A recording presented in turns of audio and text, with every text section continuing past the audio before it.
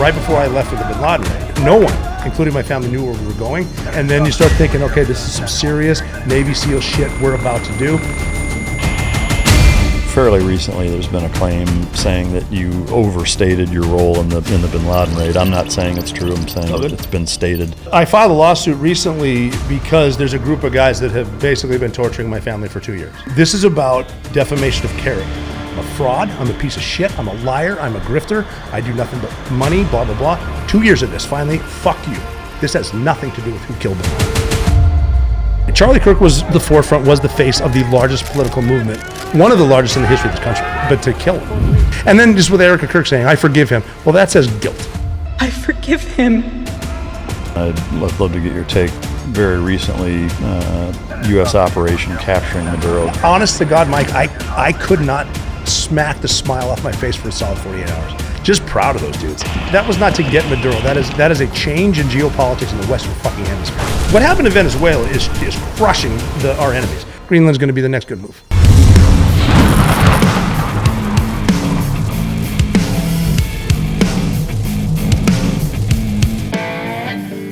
Since the Civil War, dogs have stood alongside our military, proving to be indispensable partners. Our military prioritized ensuring proper canine nutrition for optimal performance, recognizing its vital role in mission success. Team Dog embodies that standard, offering science-based, customizable meal plans tailored to your dog's unique needs. Developed by a former Navy SEAL and canine trainer, Team Dog Food ensures the highest quality nutrition for our canine companions. Improve your dog's well-being. Be your dog's hero with Team Dog. Ladies and gentlemen, as always, it's both an honor and a pleasure to welcome my guest back to the podcast. First one was a virtual one. Not that you really need an introduction, but I'm going to give you one anyway. Former member of SEAL Team 6, part of Operation Neptune Spear, credited with killing the infamous Osama bin Laden, 400-plus combat missions, a metric fuck ton of awards, host of the Operator podcast, author of The Operator firing the shots that killed Osama bin Laden, also The Way Forward, master life's toughest battles, and create your lasting legacy with Dakota Meyer. Ladies and gentlemen, welcome to the stage, Rob, the Real Deal Seal O'Neill. Is that a thing? I like that nickname better. Yeah. That's the first time I've heard Real Deal Seal in one. No, my nickname was Nizro when I got to Red Team because Navy SEAL Rob O'Neill was... Well, that's a funny story in itself because that started just because it rhymes, but it was because of my father. Oh, really? Yeah, he and I grew up playing basketball, and we were best friends. I was the only one of the kids. My parents were divorced. We lived together. And I'll get into what we did, but he always, like even before I left for the Navy, I'd already joined delayed entry program, hadn't gone yet. And he pulled out, there's a Life magazine, and there was a special on buds, and there were dudes doing drown proofing. You could see it underwater. Yeah. And he goes, see, that's you right there. I can tell that's your calves. I'm like, Dad, I literally am not in the Navy yet. That's not me.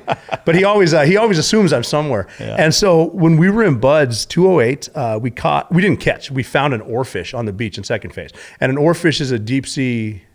That's the one that was in Life, right? Yeah, it was in there too. Yeah. It's a head this big with a 27-foot tail. Yeah. It's deep sea. It got hit with a prop or whatever. We found it, and then we took a picture. The museum in San Diego wanted it, so they came to take it, and then they put it in the museum, but they took pictures of it, and it made the AP. My hometown newspaper got it because my dad gave it to him, and he told them, this is my son, Navy SEAL Rob O'Neill. So they printed that in the newspaper when I'm in second phase. It made its way to San Diego, and I hear... Seaman Recruit O'Neill, whatever report, and hey, Navy SEAL Rob O'Neill. I'm like, wow, Dad, you hooked me up. So that was it. And then Nizro because it sounded easier to say. Anyway, that was a long story about my nickname. Sorry about that. No, I can't even imagine. I mean, it's like almost as bad as showing up with a trident tattoo to buds. Navy SEAL supporter. Yeah. Yeah. Oh, man, Prospect. What's the last full book that you've read? That I've read? I'm trying to think of what I'm reading right now. I read quite a bit before my son was born, and I do a lot of audiobooks. The one I think I read The Portrait of Dorian Gray, I think, on the beach this summer. And I'm usually in the middle of books. I'm reading some of O'Reilly's books, Confronting the Presidents. I'm in the middle of right now. Yeah. And that was for, I'm trying to think which, that's a good book by O'Reilly because it's every president is a chapter. Oh, really? So I'm reading that now, but it's really thick. So I left it at home just so I don't have to carry it on. I like to read nonfiction because I think it keeps me current, or like a biography because what was current at the time, but also it gets me pissed off reading current events. So my wife said you need to read more science fiction. Yeah. And this is cool. She actually started me reading Harry Potter. I'm like, that's the dumbest shit ever. I don't want to read it. And on a flight to Phoenix, she said, read the first one just to get the gist. And I said, I want to read it to my kids, so I'm not going to know the story yet. But I did anyway. I read the first one. I finished it in a flight. You'd never read it before? Not Harry Potter, no. I don't read nonfiction or fiction. Yeah. You hadn't seen the movie? No, but I mean, that book is awesome. I will. I bought the whole set now for my daughter, what she can understand. I read to her now, but she doesn't get that. She's 2. No, that series is awesome, man. Yeah, it's excellent. The way, I mean, is it Rawlings or Rollins? J.K. Rollins? Rowling. Sorry about that, too. I'm new to this shit. She like invented a language. She invented a sport. Yeah. She invented potions. Like, I mean, it's not quite as in depth, but I'd say in a similar vein to the Lord of the Rings. I mean, it's like it's its own. I've never seen that. Yeah, you haven't seen Lord of the Rings? What are we even doing right now? Right. Well, I'm not. It just doesn't. It doesn't interest me because you get shit like we got in Minnesota. It's a big fantasy. Yeah. I can drive my car to cop and I'll be fine because it's a No, there's a big difference between reality, the internet, and all that shit. So no, for sure. I'm sure they're great books. I know guys that have read them too. Yeah. No, I mean, both are good series. I like Harry Potter. I do better. too. And that'll be a poll for the audience: Harry Potter or Lord of the Rings. That's a good one. Yeah. Okay, I'm on train Harry Potter right now. Same here. Yeah. Okay. If I had to pick one over the other. And my wife's watching, so she's team Harry Potter. Yeah. She gets pissed when I tell her I want to be. I'm not part of Gryffindor. I think Hufflepuff is the way. I just like that idea because you're not going to see a sniper coming out of Hufflepuff, dude. That's why we got you. Yeah, the gray man. It's like castling on the Queen side. You don't expect that shit. If time travel were possible, where and when would you go and why? Well, I would probably go back to have dinner with either Jesus or Muhammad. Just literally sit there and listen. Yeah. I got to know what's going on. Yeah. You do both? Well, given a choice, I'd take Jesus. Yeah.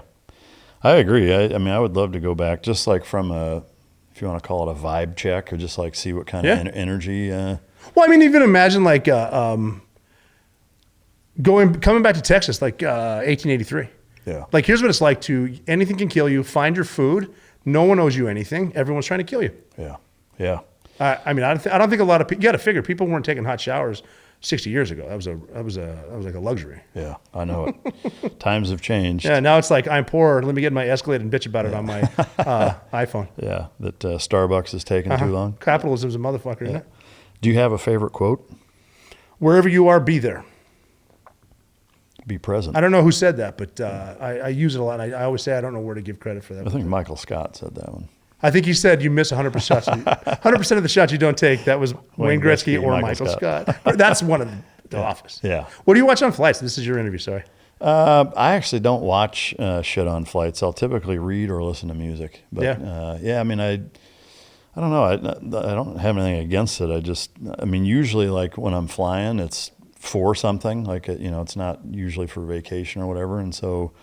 I kind of like to turn my brain off, and for me, watching doesn't really do that. Like listening to music does. Yeah.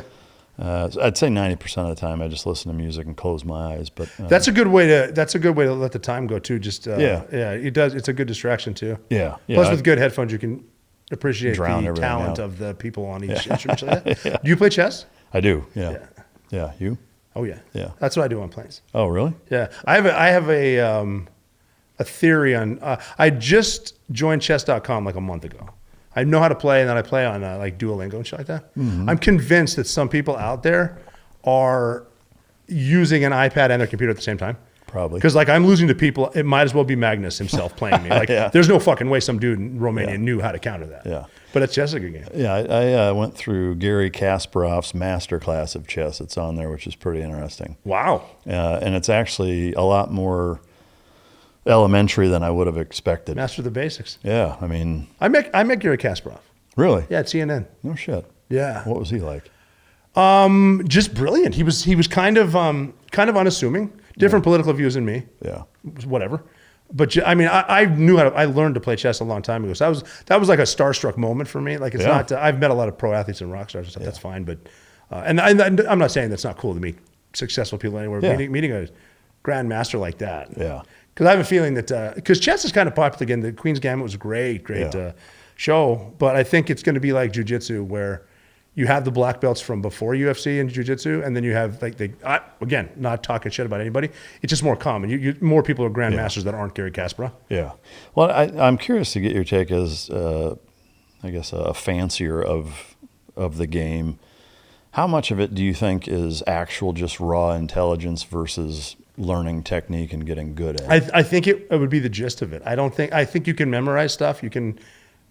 There's certain moves that should go with certain moves, but I think if you get the gist of the 4 squares in the middle, you got a castle off the bat, own the center castle off the bat, and I think the realization that it's going to come down to hanging pawns. That you got to protect all your pawns, don't sacrifice for no reason, but it's just fun. There's different, there's obviously different opening ways for beginners, but then if you're good, you can tell what they're doing, suck them in. It's called a gambit. You can get them to, there's gambits to gambits and shit like that.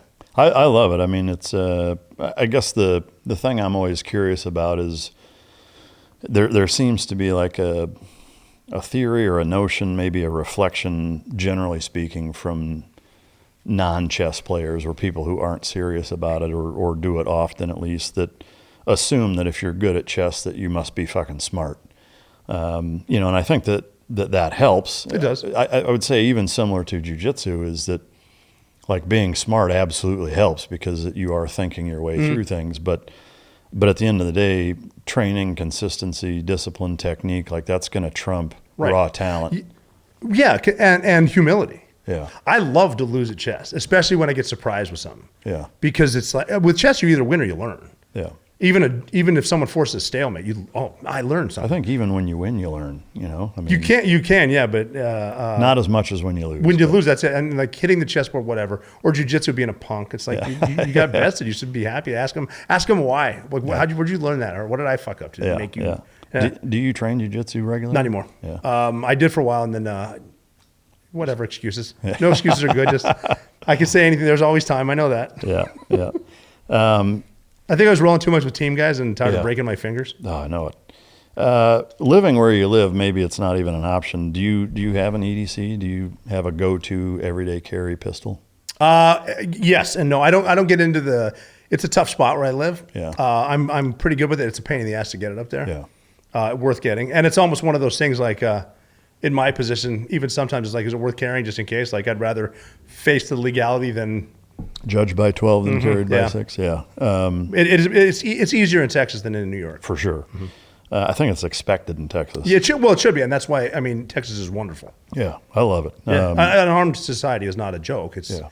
And you can get a lot further with being able to defend yourself and mutual respect. Yeah. A lot better than entitlement and complaining. Yeah, like road rage wise, not that it doesn't exist here, but I think it's far less because I think almost everybody assumes that everybody else has a gun. It's called a deterrent. Yeah, and that's good here because, and I'm here to. I was a Texan for 2 years. Worst drivers in America. I don't know about that. Worst drivers. You've been to Hawaii. I didn't know they had cars. No, I've been to Hawaii a couple of times. I didn't. Okay, let's say the continental United States. All right. Yeah, it's not great. I will say that. No, they're just. I love Texas, man. The first Texan I ever met was when I was in Bud's first day. He was my roommate. Yeah. And I said, "Hey, I'm Rod." He said, "Hey, I'm Wade." He goes, "Where are you from, Rob?" And I said, "Montana." He goes, I said, "Where are you from?" He goes, "Texas." I said, "Montana." He goes, "Montana. What part of Texas is that?" I like Texas. It's the right kind of arrogance. Yeah, for sure. Do you have like a go-to pistol setup? Just 6 hour, yeah. Yeah. Just because, and I know there's always going to be. I'm sure you get all kinds of shit for your guns. I once said I'd rather have a pump action shotgun for home security. I got told I was anti-Second Amendment for that, but I fired a P226 at least 1 million times. Yeah. And so I'm familiar just with all the workings of it. So you stick with the old school. I just like the workings. I don't like the 9mm. Even I've never. I didn't shoot anyone with my SIG. I was right there one day. I had to hit him with a 5.56. Yeah. Just because weird in combat, people have this will to live. Strangely enough. Headshots. Yeah. So it's been almost 4 years since you were last on the show, and again, it was virtual, which is always different. But in that 4-year window, can you kind of catch us up? In between, I might have been was I in Tennessee when we talked last? I don't remember where you were at. Well, I was in between. So that's right around the Summer of Love we talked. So it must have. I had an apartment in New York, and I moved to Tennessee. We moved back to New York. It just seemed different family reasons that we moved. Tennessee's great, whatever. We just got a better deal and wanted to move up there. We wanted to move up there. Well, my wife wanted to move up there, and the way she puts it is when we met, I lived in Texas, she lived in New York, and then now we live in New York because we compromised. Yeah. I wanted to go. Well, when I lived in Texas, I was in Dallas, and Yeah. I met Jessica in Florida. She hired me for a speech. Her company did. Oh, okay. And then I got her number, but it was just for work. There's no way this woman's going to want to talk to me ever. But I would text every now and then. And then I was working at Fox News, and I'd be like, hey, can you get me a couple gigs in studio in New York? And I'll just fly up. Then I can call Jess and say, hey, I'm in town. You want to go to dinner? And then I was like, New York's good. I don't really have a home office. There's there's 3 really good airports, one decent airport, and I work out of there. So we're up there in between there. And then I got into the cannabis industry, operator out of New York. I had to get my license. It took only 2 years. There's not a lot of red tape in New York or California. So that took a long time. And so I'm working the cannabis stuff because a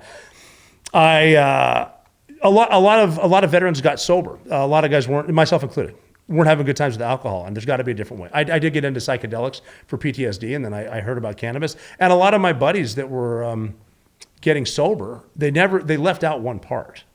Like, I use cannabis now. Well, that would help. I did psychedelics, that would have helped. Yeah. So a cannabis company's doing well, Operator Canada. That's a different environment.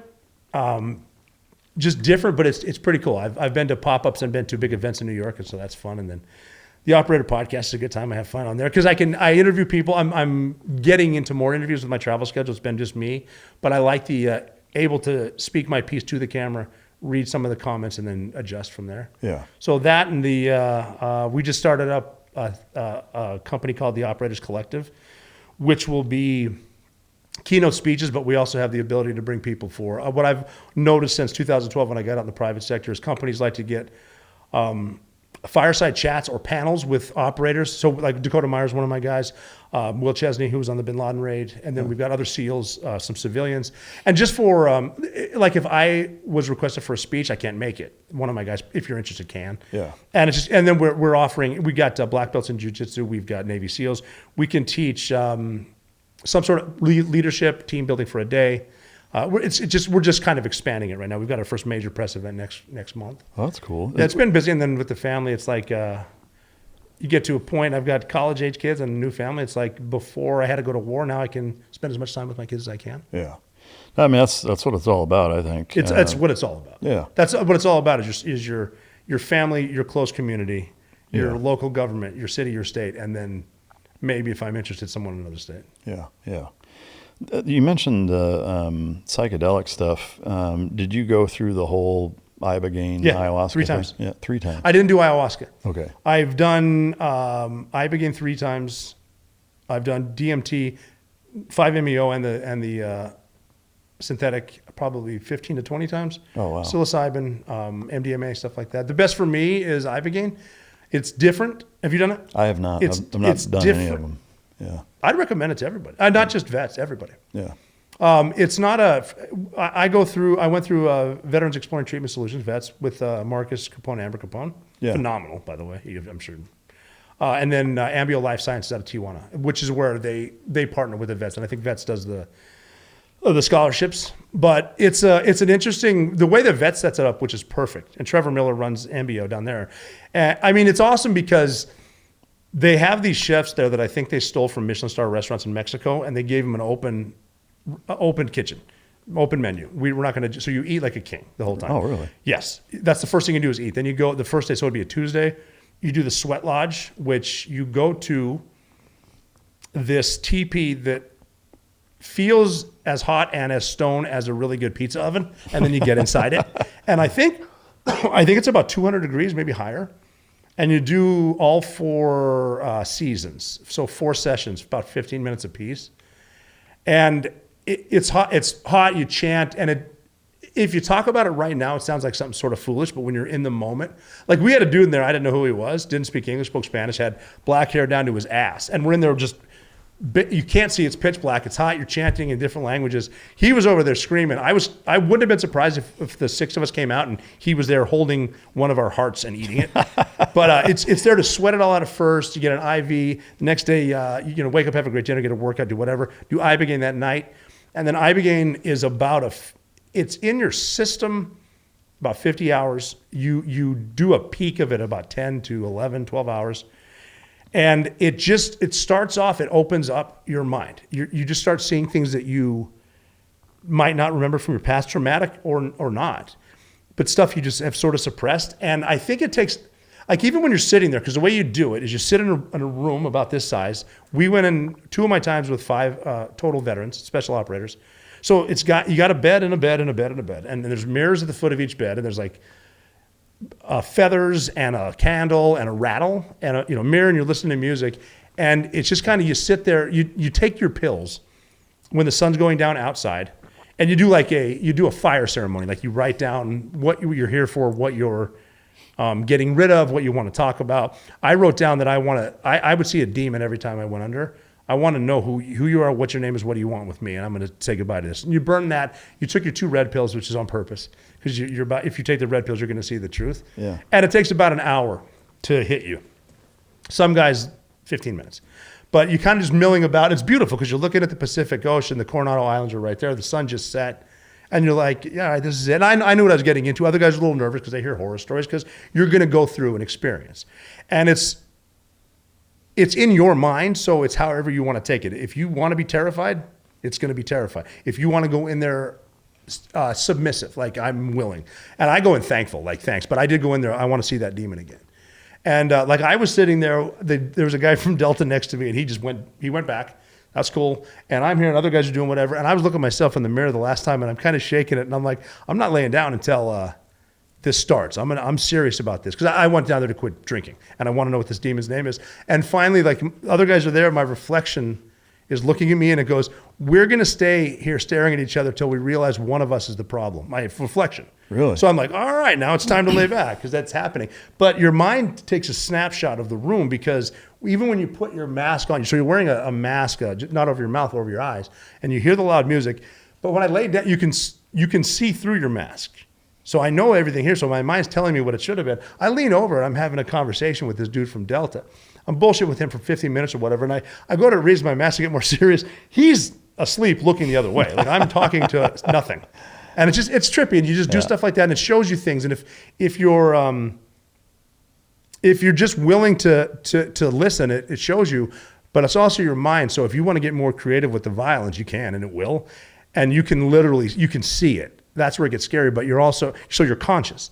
But you can tell yourself, I'm done with that. I don't want to see it, and you can go the other way. But it's 11 solid hours, and guys freak out a little bit. Some guys leave too early, and you can leave whenever. They give you an IV. So if you start at, say, 11 p.m., they give you an IV about 9 a.m., and then you can stay all day. I'd recommend you staying all day. But some guys leave, and there was one dude in particular that left early. He was a sergeant major, a command sergeant major, Green Beret. Like, he's been around. Yeah. And he came out to the common area and said, yeah, I went to my room, but it's terrifying. It was too soon. Stuff like that. And then you have a gray day. It's like a hangover because you're depleted. You get IVs. Take some sleeping medicine, and then you go to sleep, and then you're still not sure. A lot, like they take your phones away because people have called people and threatened them because, like, I'm going to feel like this forever. It's not like a hangover, but if you're able to take that mental check and say, okay, time will heal, be smart. And I'm bad at that too. I know time will heal, but I'll hit send. Yeah. And then you kind of sit there. Then you take 5-MeO DMT, so they're both natural. Ibogaine comes from iboga plant in Gabon in Africa, and 5-MeO comes from a Sonoran toad, where this toad comes out for 2 months a year, and I don't know who figured out either one, but you secrete a zit on a toad and you turn it into dust and you smoke it, and that's 5-MeO, and that's God. Yeah. Okay, I don't know how someone was hunting porcupine in Africa 5,000 years ago and ate it and got high and said, well, let's find out, and he ate that fucking root. Yeah, and the toad, but then the 5-MeO is the most intense. Now, Ibogaine is a medicine, 5-MeO is a psychedelic, and it's the most powerful. And so you take that, and it instantly hits you. Like you take a big deep breath and another one, you're sitting up. So Ibogaine's at night, 5-MeO is like at 11 a.m. And now this one's outside. There's the islands, there's the Pacific. Pacific's obviously just the mother of all oceans. And then you take it and you sort of lay back, and by the time you get down, you sort of go through this, it's a rocket ship it's hard to describe it. I'm sure you've probably interviewed people that have done it. A bunch, yeah. Can't describe it, but you're really taking off through the stratosphere, and that's when you can freak the fuck out. And it's just good to have Ambio has someone that, and it's great that he's a black belt in jiu-jitsu, which is awesome for my case. I didn't freak out, but I know it's coming. And once you get through that, then you open up into the Zen, where it's just freeing and it's like an opening, uplifting freedom. And I can't explain where you go, what you do, but for me, I saw everyone, living and dead, and it's more of we're not waiting for you. We're just here all the time. We're always here, and you get a maternal being. It's I think where the forgiveness comes in, and some of my Catholic friends and family members disagree with me, but the feeling that I got was the only people who go to hell are people who think they deserve to. And it's what it's saying is you need to forgive yourself first.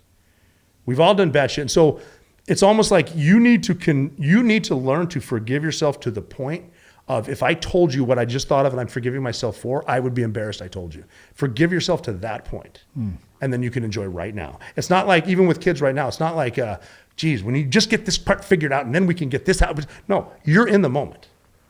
Right now with these kids, that screaming, in 20 years, you would give everything you have for one more day with that kid. Yeah. You're in the moment. And that's kind of what it tells you. The future, it's not coming. You have today.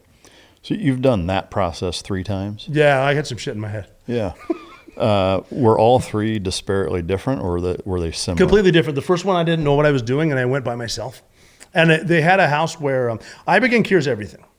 I went to a house where they send people addicted to heroin. Not because I was addicted to heroin, but because I didn't know how. I was a public person, and I didn't know if I want to go. I don't know how other vets are going to treat me. I don't know if they're crazy, how they want to see me, if they think I'm going to say something about them. So I went to the house that was a lot more secure, and there was a couple there that was heroin addicts, and Ibogaine cured them overnight, both of them.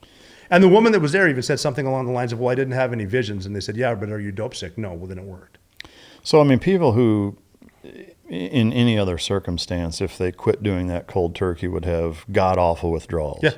Don't have nothing. Them. Really? You have the grade A, which is your mind cleaning itself up. And then you have the negative energy that tries to tell you to get back into the drinking, but you don't need to. Like, you can sit there and go, wait a minute, that's stupid. As opposed to like the shakes when you need more. So like these people, when they show up, like they're high when they show up? Yeah, well, then they're going to get a couple extra days of detox under medical supervision. They just don't want you coming there lying. And then you do Ibogaine, and then you go through like alcohol detox, which can kill you. And so any detox can kill you. Yeah. Wow. No, it's something, but there's a big push. Former Governor Perry's getting big in Texas. Even Newsom, I don't know, it's half the decisions he makes, but wants to make it legal. It's never been legal because there is no money in the cure. And Big Pharma would lose a shit ton of money if all of a sudden people are cured when they can just make up shit and give you pills for it. Yeah. And I'd like even the thing with we talked about public schools before we started filming. Just get a young boy with a bullshit food pyramid, feed him 2 huge bowls of sugar, make him sit down. Nah, he needs Ritalin, lifelong customer, or cure him. Yeah. Wow. What was the thing that you did like 15 or 20 times? Was that Ibogaine? DMT. DMT. I did DMT a bunch of times before Ibogaine. I tried out a bunch of stuff. I tried talking to psychiatrists. This is for not just being on edge or always constantly vigilant. PTSD type stuff that I did before I wanted to admit it. So I wouldn't really talk. I would talk to shrinks, but I didn't take them serious. Then I found a Vietnam vet, and I would listen to him because he's seen shit that we haven't. Yeah. I'll listen to you. He started telling me about the stuff he saw and why he became a psychiatrist because of being at war. And then he mentioned MDMA. Tried that. It was good. I did psilocybin, which is incredible, just different. And that's that feeling's weird too, because it's more euphoric, and you're thinking different stuff. But my first thought when I did psilocybin, it made sense to me how Lennon and McCartney wrote the White Album. Oh, really? Yeah, it just kind of opens it up a little. And then I did try Ibogaine. It worked great. It worked really well. What Ibogaine does is it gives you about 4 months that it's in your system. What you need to do is give yourself a schedule. Start a new schedule because it's going to wear off and you'll get out of the euphoria. So it's wake up this time, say the rosary, meditate, work out, get with the kids, have a system that starts going like that. My problem on my first one was I was so good. My wife was so happy. My husband's back. I was on a trip somewhere. I'm like, sure, I can have a beer, but I let alcohol back in. Mm-hmm. That's it. And some people can, I can't. Yeah. I did it, went back. I didn't. The second one I wasn't serious. Third one I was, and that was it. How long ago was the third? July. And it's lasted. I haven't had a drink in almost 6 months. Wow. But it's not like I'm either counting to. It's kind of like what's nice about Ibogaine with alcohol, because alcohol obviously we came from a drinking community. Yeah. For me, it's not like I look at it, it's like, well, you're stupid. I look at alcohol. I'm in airports all the time. I look at it, it's like, doesn't make sense. It's fine you're doing it. I don't get it. Because think about this.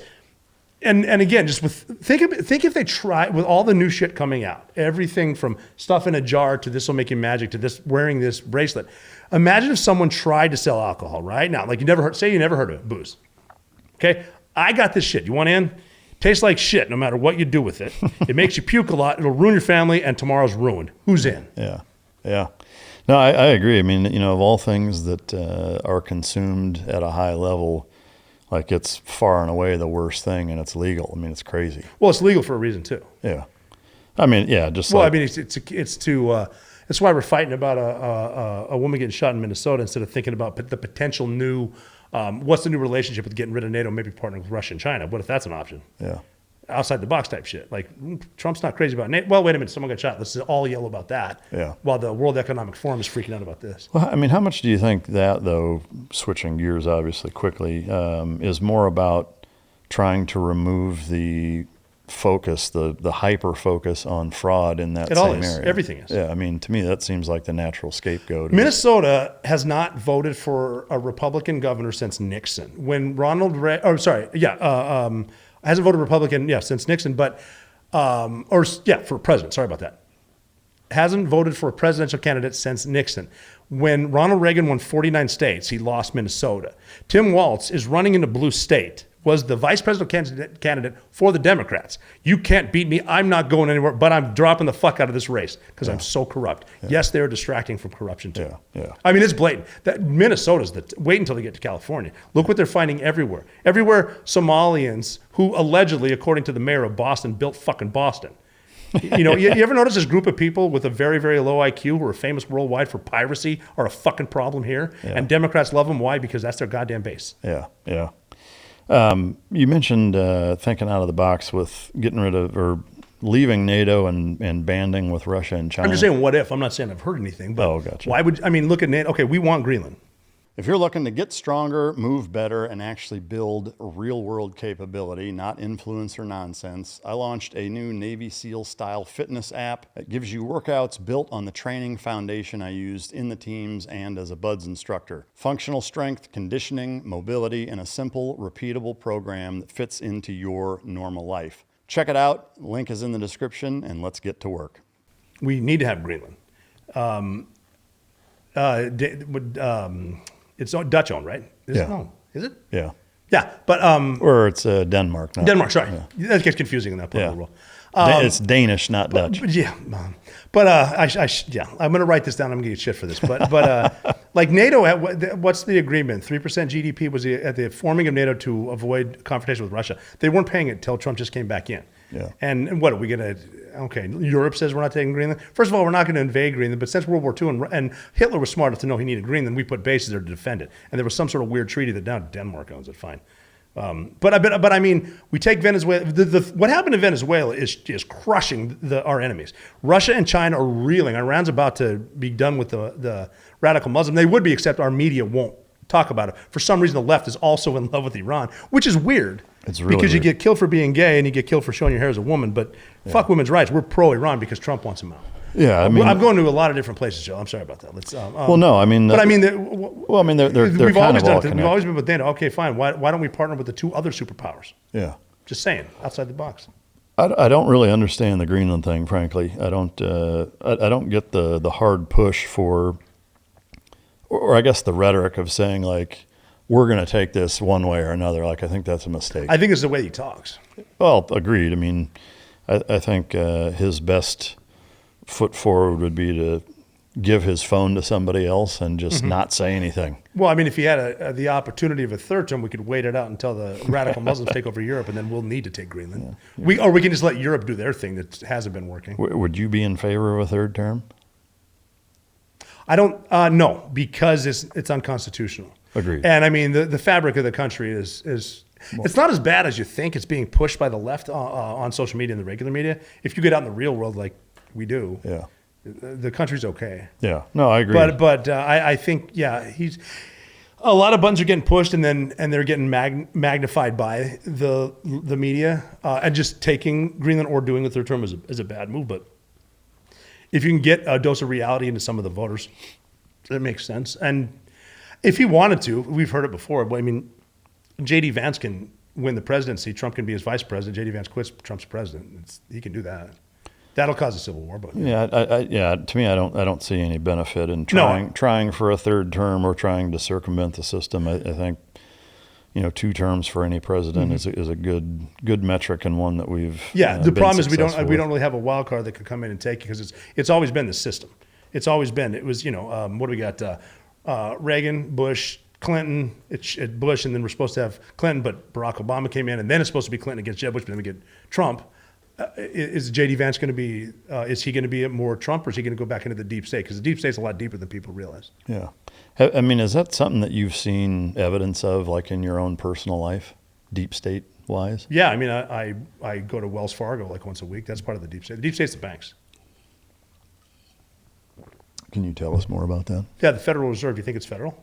No, but I guess I'm just it's owned by private banks. And I just mean your experience. Jerome Powell's the chairman of the Fed, and it's like it's a Russian move where we're going to replace Jerome Powell with these 3 guys, no one else. It's just that they tell you can. That's the deep state. Yeah, I mean, have you?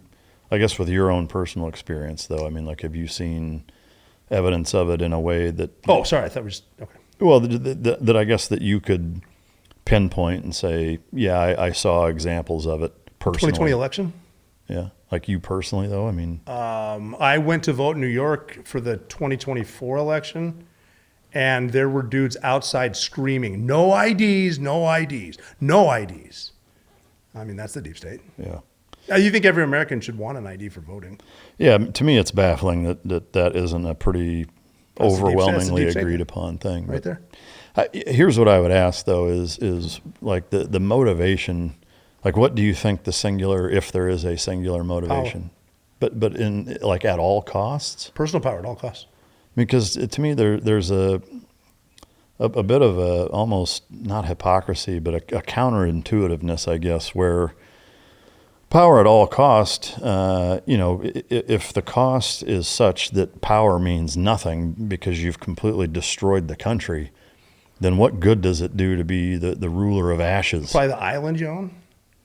Yeah. Like, but I mean, that still has limits, though. The Hamptons don't care. It's like, well, at a point they would, though. I mean, like if the country is so. Well, I mean, crumbled, look at the. The entire world is trillions of dollars in debt to whom? If you start off with $1,000 and lend it, if we don't have any money and we start off with $1,000 and I lend it to you at 10%, debt now will always be more than the money that's made.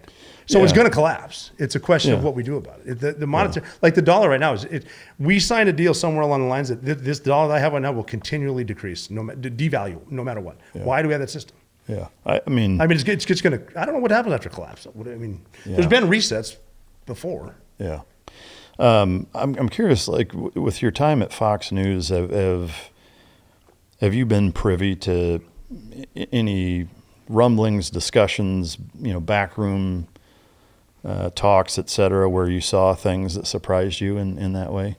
Not really. Kind of the opposite, because I've worked with every major news outlet. And my experiences, other than PBS, have been good. The producers, when you get to the green room, CNN's been phenomenal. I've worked with Jake Tapper and Aaron Burnett quite a bit. I think I still talk to them, not as much as I used to, but their crew. And it was a great experience there. And then at Fox News, great experiences there. The only subtle difference is the morning meetings with the senior producers and then the agenda. Yeah. We're going to touch this. We're not touching that. We are going to do this. The on-air talent, they're doing the best of their ability and they want to keep their jobs. Yeah. So it's and it's a show. Yeah. Well, I mean, I think that's the biggest avenue for collapse is the media. The interesting thing with social media now, specifically YouTube, and if you want to call them independent journalists, podcasters, what have you, is that the ability for pretty much anybody to uncover and disclose and publish real-time news stories faster and more accurately and more independently than mainstream media. Like, it's the first time in human history where that's been the case, where you or I or anybody has access to basically the entire world at their fingertips. And it's created this strange kind of push-pull, give and take, I think, with narratives and with... It does. Well, it's the race to, I want to be first, but I don't need to be right. Yeah. But I mean, I guess the interesting thing is, since the invent of the radio, where broadcasting has been possible, in human history, it's the first time where the overwhelming majority of what's being communicated to the public is not being gatekept by a handful of people. To me, the tough part is that also means that anybody can say whatever they want, and you can swing public opinion on something that's completely false, not indifferent from mainstream media, but the volume with which that can take place now is astronomical by comparison. So it makes it very difficult to sift through what's accurate versus what's not. What's been your experience with that? I think it's going to, for mental health, I think you need to get off the phone. Some of the best days I've had is when I broke my phone. Yeah. And I would highly recommend everybody gets outside first thing in the morning. Yeah. The realization that, again, not everything is like it is online. Not everyone's just really wants to kill each other. Yeah. It's not like that. And I get to the city quite a bit. It's getting worse. It's similar, but it's going to be interesting with Mondani now to see what happens in there, because that's so communism working the way it never has. Oh, I know it. Just when you go to the local grocery store, you don't see people fighting over, who took a knee for the national anthem. Right. You don't, and that's a major issue online. It's not really real anywhere else. Yeah. That's a bad example. People aren't doing it anymore. It's a fad, but. Yeah, it tends to be, traveling or even just staying local and going out into the public. Most people, irrespective of their politics, agree on about 90 or 95% of the things that they're trying to accomplish in life and how they want things to go. It's not until you introduce, media or social media narratives, topics, issues, whatever, where you start to see vehement disagreement. Well, there's the instigators for the clicks. There's the bots out there that do it on purpose. There's the people that argue about nothing. Yeah, but I guess that's really the biggest catalyst or source of discourse in the country. It's not when you're just interacting with people with normal day-to-day stuff. Well, and part of it, again, I think, is even when I get pissy with someone online, for example, I'm not yelling at that person. I'm yelling at that idea at my phone. Yeah. And so it's not as realistic as it is in real life. Like, yelling at your phone's one thing in person. And for example, I really haven't had a negative experience in person in airports, in the city, walking anywhere. Do you get recognized much? Yeah. Yeah. lot. Even in the city? A lot. I got recognized. I had a buddy at the Bears-Packers game the other night. He FaceTimed me from the crowd. The guy sitting behind him recognized me. That's funny. It's ridiculous. It was funny, though, because I said the Bears weren't going to win because they had that nail biter before Christmas at home. It's like, there's no way they can do that twice, and they fucking did. Dude, that game was nuts. Absolutely. The NFL's fun. Dude, they took my team, though. I lost my team because of political correctness. What the Washington Redskins are dead. Oh, yeah. It sucks. Yeah, this past wild card weekend, almost every game was decided in the last 2 minutes. Yeah, it's crazy. I love to turn on football games so I can watch the refs and the coaches. That's all they show. Yeah. You know what? I don't when there's a break and play, I don't need to see some dude with a clipboard and some other guy in a thing. Show me a dude that's on the practice squad. Tell me his life story. How'd that guy get here? Not this fucking loser. Yeah. How'd that dude? How hard was he working all 22 years of his life to get here? I want to hear his story, not some ref. No, it is interesting. Excessive pimping, 15 yards west. Yeah. That's good shit. One of the reasons that I wanted to have you come on here is, fairly recently there's been a claim saying that you overstated your role in the bin Laden raid. I'm not saying it's true. I'm saying it's been stated. I'm just curious, just straight up, zero filters, which is always your style. What is your response and thoughts on that? Well, at first I don't care. Whatever. I filed a lawsuit recently because there's a group of guys that have basically been torturing my family for 2 years. And they tell themselves stories. And then they elaborate on their own stories. And they start making up narratives and start defending that. This is about defamation of character. That's it.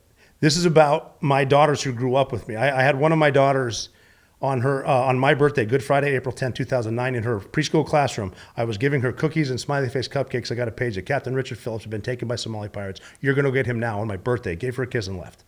And thought about how that's the hardest part of combat right there. It's getting shot at is simple. Getting blown up is so fucking easy. Kissing your kid goodbye is not easy. My other daughter, one of my other daughters, right before I left for the bin Laden raid, no one, including my family, knew where we were going.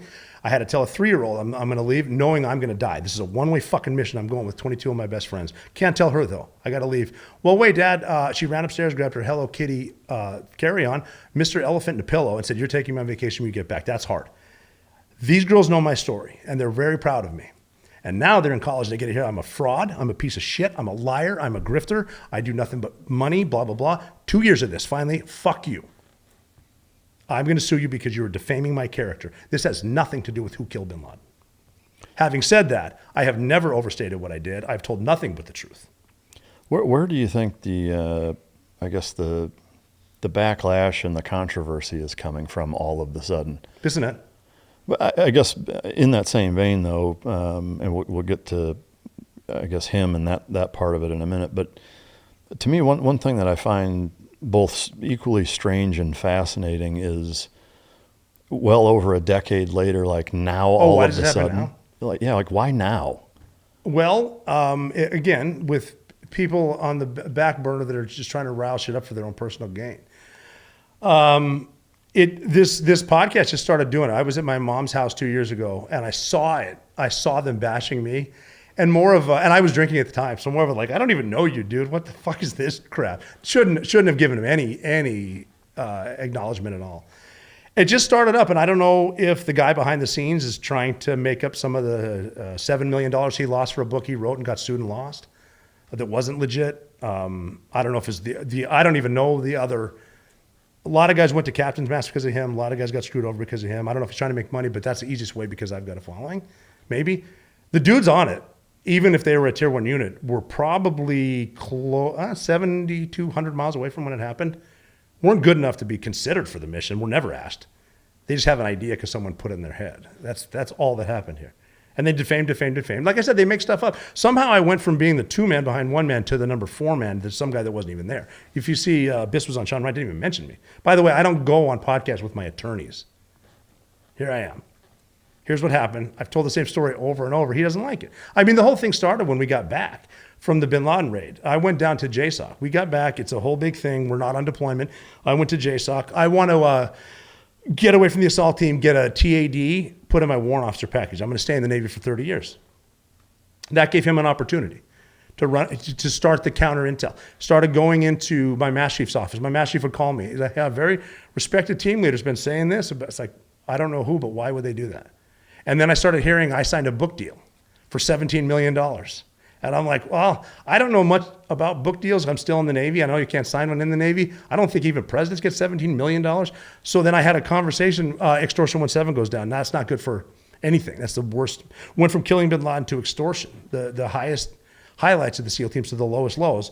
And then they needed a backfill. Silver lost a team leader. I had a meeting with the Master Chief from Red and Silver, the CEOs from both, and we decided now's the best time to go deploy as a team leader. Let this shit go. I'm still going to stay in forever because my end of obligated service was January of 2012, and I'm thinking about getting out. I might just get out now, but I'm going to go over with Silver, extend it to then. And when I got overseas, now I'm out, and it turns into this all this shit. Everything I was being accused of by the guy by the name of Mark Owen, he was doing. This was prior to me getting out. Okay, and it's just I don't know why this all happened. It's because of him. And I don't know why, but that started the there was no controversy. When we finished the raid, there was absolutely no controversy. The closest we got to it was the guy I was with asked me if he was hit when I got in there, and I said no. That's all that. And then he asked me where was everyone, because when we went up the last set of stairs, there was 2 of us. He asked, where was everyone? That's it. And we had this conversation. We flew back with bin Laden's body. We go over to bin Laden's body with the entire team. Everyone standing there. The ground force commander went to Admiral McRaven, who was the overall commander, and said, do you want to meet the guy that killed Osama bin Laden? He said, yes. He brought him over. He put his hand on my neck and said, your life just changed forever. Very uncomfortable for me. Do not like the spotlight. I want to be best friends with them forever. Doesn't matter. Don't like the spotlight. That's it. We had a conversation again with what went down. And so then we said, all right, we'll just make sure it's clean. We made it clean. We gave a different debrief when we flew to Bagram, maybe 4 hours later after everyone had, or before everyone had showered. And then I don't know if veterans are familiar with debriefs on combat raids. When the commanding officer pulls out a recorder and hits send, you're going to tell him what he needs to hear. We had our story. We told him the perfect story. Matt Bissonnette wrote a book based on that. He took a name, his mistress in Washington, D.C., gave him, Mark Owen. He wrote No Easy Day based on that. It's not the truth. So the recording that was done was a fabricated? No. It's cleaner. It is the best example. I don't want to get into all of it. The best example is when I was on a mission in Iraq and we were doing target, and you want to get out before the sun comes up, and we're following target here, boom, boom, boom. We're on target number 5. The ground force commander, who is an officer, I'm enlisted, comes in and says, okay, what's the deal? Because blah, blah, blah. And I said, well, here's where we are now, this building. What we need to do is flex to this building. And I said, shit, you know what, sir? You're in charge. And he said, make no mistake, I'm not in charge. I'm responsible. You're in charge. Don't fuck me. So he got told what he needs to get told so he can tell his superiors. That's it. Bissonnette was not there. Was not there. He was not there in the room at the time. At that time. During the recording? During when I killed Osama bin Laden. Oh, I got you. So I guess back to the original question, from your perspective, the drive to bring this up now and revisit this well over a decade later is the resurgence of a professional career from your perspective? I don't know. You'd really have to ask them. Yeah. My story's been out. My story was approved. The only time I've ever sort of paused people is when they start giving me names that I didn't expect, because I've never wanted to say anyone's names. You mean that was there? Yeah. Yeah. I mean, I know who the 3-man in the room was, and even he says he doesn't know exactly what happened in the room. Yeah. Well, I mean, there is an element. That 3-man was a few seconds later. Yeah. I mean, to be fair, obviously I wasn't there. I was never even at the command. I'm not here to question or validate anything. It's more of asking to set the record straight, because there's been a lot of, back. If I was in your seat, I would want to ask the same questions. Yeah. But there's an element of, even like a basic traffic accident, right? Where, the police show up and interview 7 different people and get 7 different stories. Mm-hmm. And it's not even that any of them are inherently or advertently lying or intentionally lying or misleading. It's that from their perspective of when the chaos went down, that's how they saw it, remember it, experienced it, you're et getting cetera. opinions from 5 guys who didn't see the accident. Yeah. Is it that simple? Yeah, it's that simple. Yeah. It's really not that hard. And I'm able to say this because of the way shit worked out. Instead of getting dropped off on the rooftop, my team got dropped off outside. So the other team was already in there, even though we didn't know it. Failed breach on one side, we went into the other. They're already working. I got a front row seat to everything. I wasn't shooting my gun. I wasn't doing anything. I had one conversation with one of the guys from the first bird that had killed the guy in the main house and his wife. And he said something along the lines of, shit, his wife just jumped in the way. Am I going to be in trouble? And I said something like, let's stop worrying about the lawyers and get up and kill bin Laden. Let's go upstairs first. That's like the mindset of why we shouldn't have lawyers involved and why we certainly didn't wear cameras. Yeah. And so I was just watching guys like him. So we went in the house. I go into one room over here, and I'm looking out. And obviously, I think I'm going to see bombs. We're all going to blow up at any time. But I remember watching the dudes escalate force on like breaching problems and just be like, I'm so proud of these dudes. We all know damn well this could blow up. Yeah. Slow as smooth, smooth as fast. No one's worried. And I'm just in the back, like, I'm going to watch this. And I'm going to remember this because I'm going to die tonight. Yeah. This house is going to blow up, and I'm taking snapshots. Proud of these dudes. Watching grown men, grown Navy SEALs run over here to grab that kid that's separated from the family. You've seen guys do it. Bring them back because we're the good guys. We get to the stairs, 8 guys back. We're going up. We're going to run into Khalid. We did. I don't know who took the shot on Khalid, but I watched it happen. They're like, because people get obsessed with, the point man, blah. It's like the point man's a point man in a train for 2-3 seconds. Then you move, you switch, it's fluid. But whoever was point from first to second floor did the come here Khalid in 2 different languages, blast them, and then we roll around. I stepped over Khalid, get to the second to third, everyone splits off, and there's 2 of us going up. I'm the 2 man, that's it. And that's it. And there's me and the guy in front of me. And he was the one that was pissed off afterwards, not me, by the way. He was pissed. Where the fuck was everyone? I had to calm him down. He's very angry. And here's the guy everyone wants to talk to. I fucking hope they do. And I don't know who that guy is. I'm not going to say. But I'm not asking you to. He has never done an interview, never come forward, nothing. Do you know if he has? Nothing I know of. I haven't talked to him. Yeah. I know who he is. I've worked with him a shit ton. Yeah. I've advocated for his Medal of Honor. Yeah. Because of what he did at the top of the stairs when he jumped on those women thinking, he even told Bill McRaven, he told Admiral McRaven afterwards, don't tell him I said that, afterwards, when he explained that he jumped on the two, he said, well, I thought I didn't want the guy behind me to die. And that he didn't even know that was me. He just knew it was one of his guys, and he did what he did, jumped on a grenade, and I got a shot because he did that. Yeah. He went left, I went right. There's Bin Laden standing there. Boom, boom, he's dead. And then we moved, and then eventually other guys came in. Yeah. I know you've told the story a million times. It's in the book. I'm curious to get your thoughts on Zero Dark 30. I may have even asked you that last time. But for that kind of actions at the objective where it's being disputed, can you, to the best of your ability from a detail standpoint, walk us through that few seconds? Which part of it? One more time. Sorry. I guess the window of time that's the most heavily disputed as to. We'll start where? I guess wherever you think it's relevant. Going up the last set of stairs on the mission? On the mission, whether it's the stairs, before the stairs, whatever the window of time that, from your perspective, would clear up and set the record straight of absolutely what happened that's being disputed. I don't know what their dispute is. I'm gonna break it down like I've been doing since I started speaking publicly, to let people just work it out for themselves. Just bear with me. Two guys going up a set of stairs. Let's say there's one guy. Everyone split off. Second floor. They're clearing clearing right and left. One guy. I'm here. Two guys now. One man, two man. He's looking up. He had already taken a shot before I got there. One shot up the stairs. It's been taken. He said he saw someone look out. I'm looking up. There's a curtain, no people. There's sort of movement behind. I'm two man. My job is to look for more people. He had already shot. So then he's like saying something along the line. He's pimping the guy behind him because basically what he's saying is these are the suicide bombers that we know are here. We can beat them, but we got to go now. He's pimping me. I remember I can close my eyes and see it. I remember thinking, okay, we're going to die now. We're going to blow up now. I'm going to feel what it's like to eat a fucking suicide vest. I'm tired of thinking about it. Let's get it over with. It was not bravery. It's not, let me go kill Osama bin Laden so I can be famous. It's like, he's going, I'm fucking going. We went up, he moved it, he tackled him.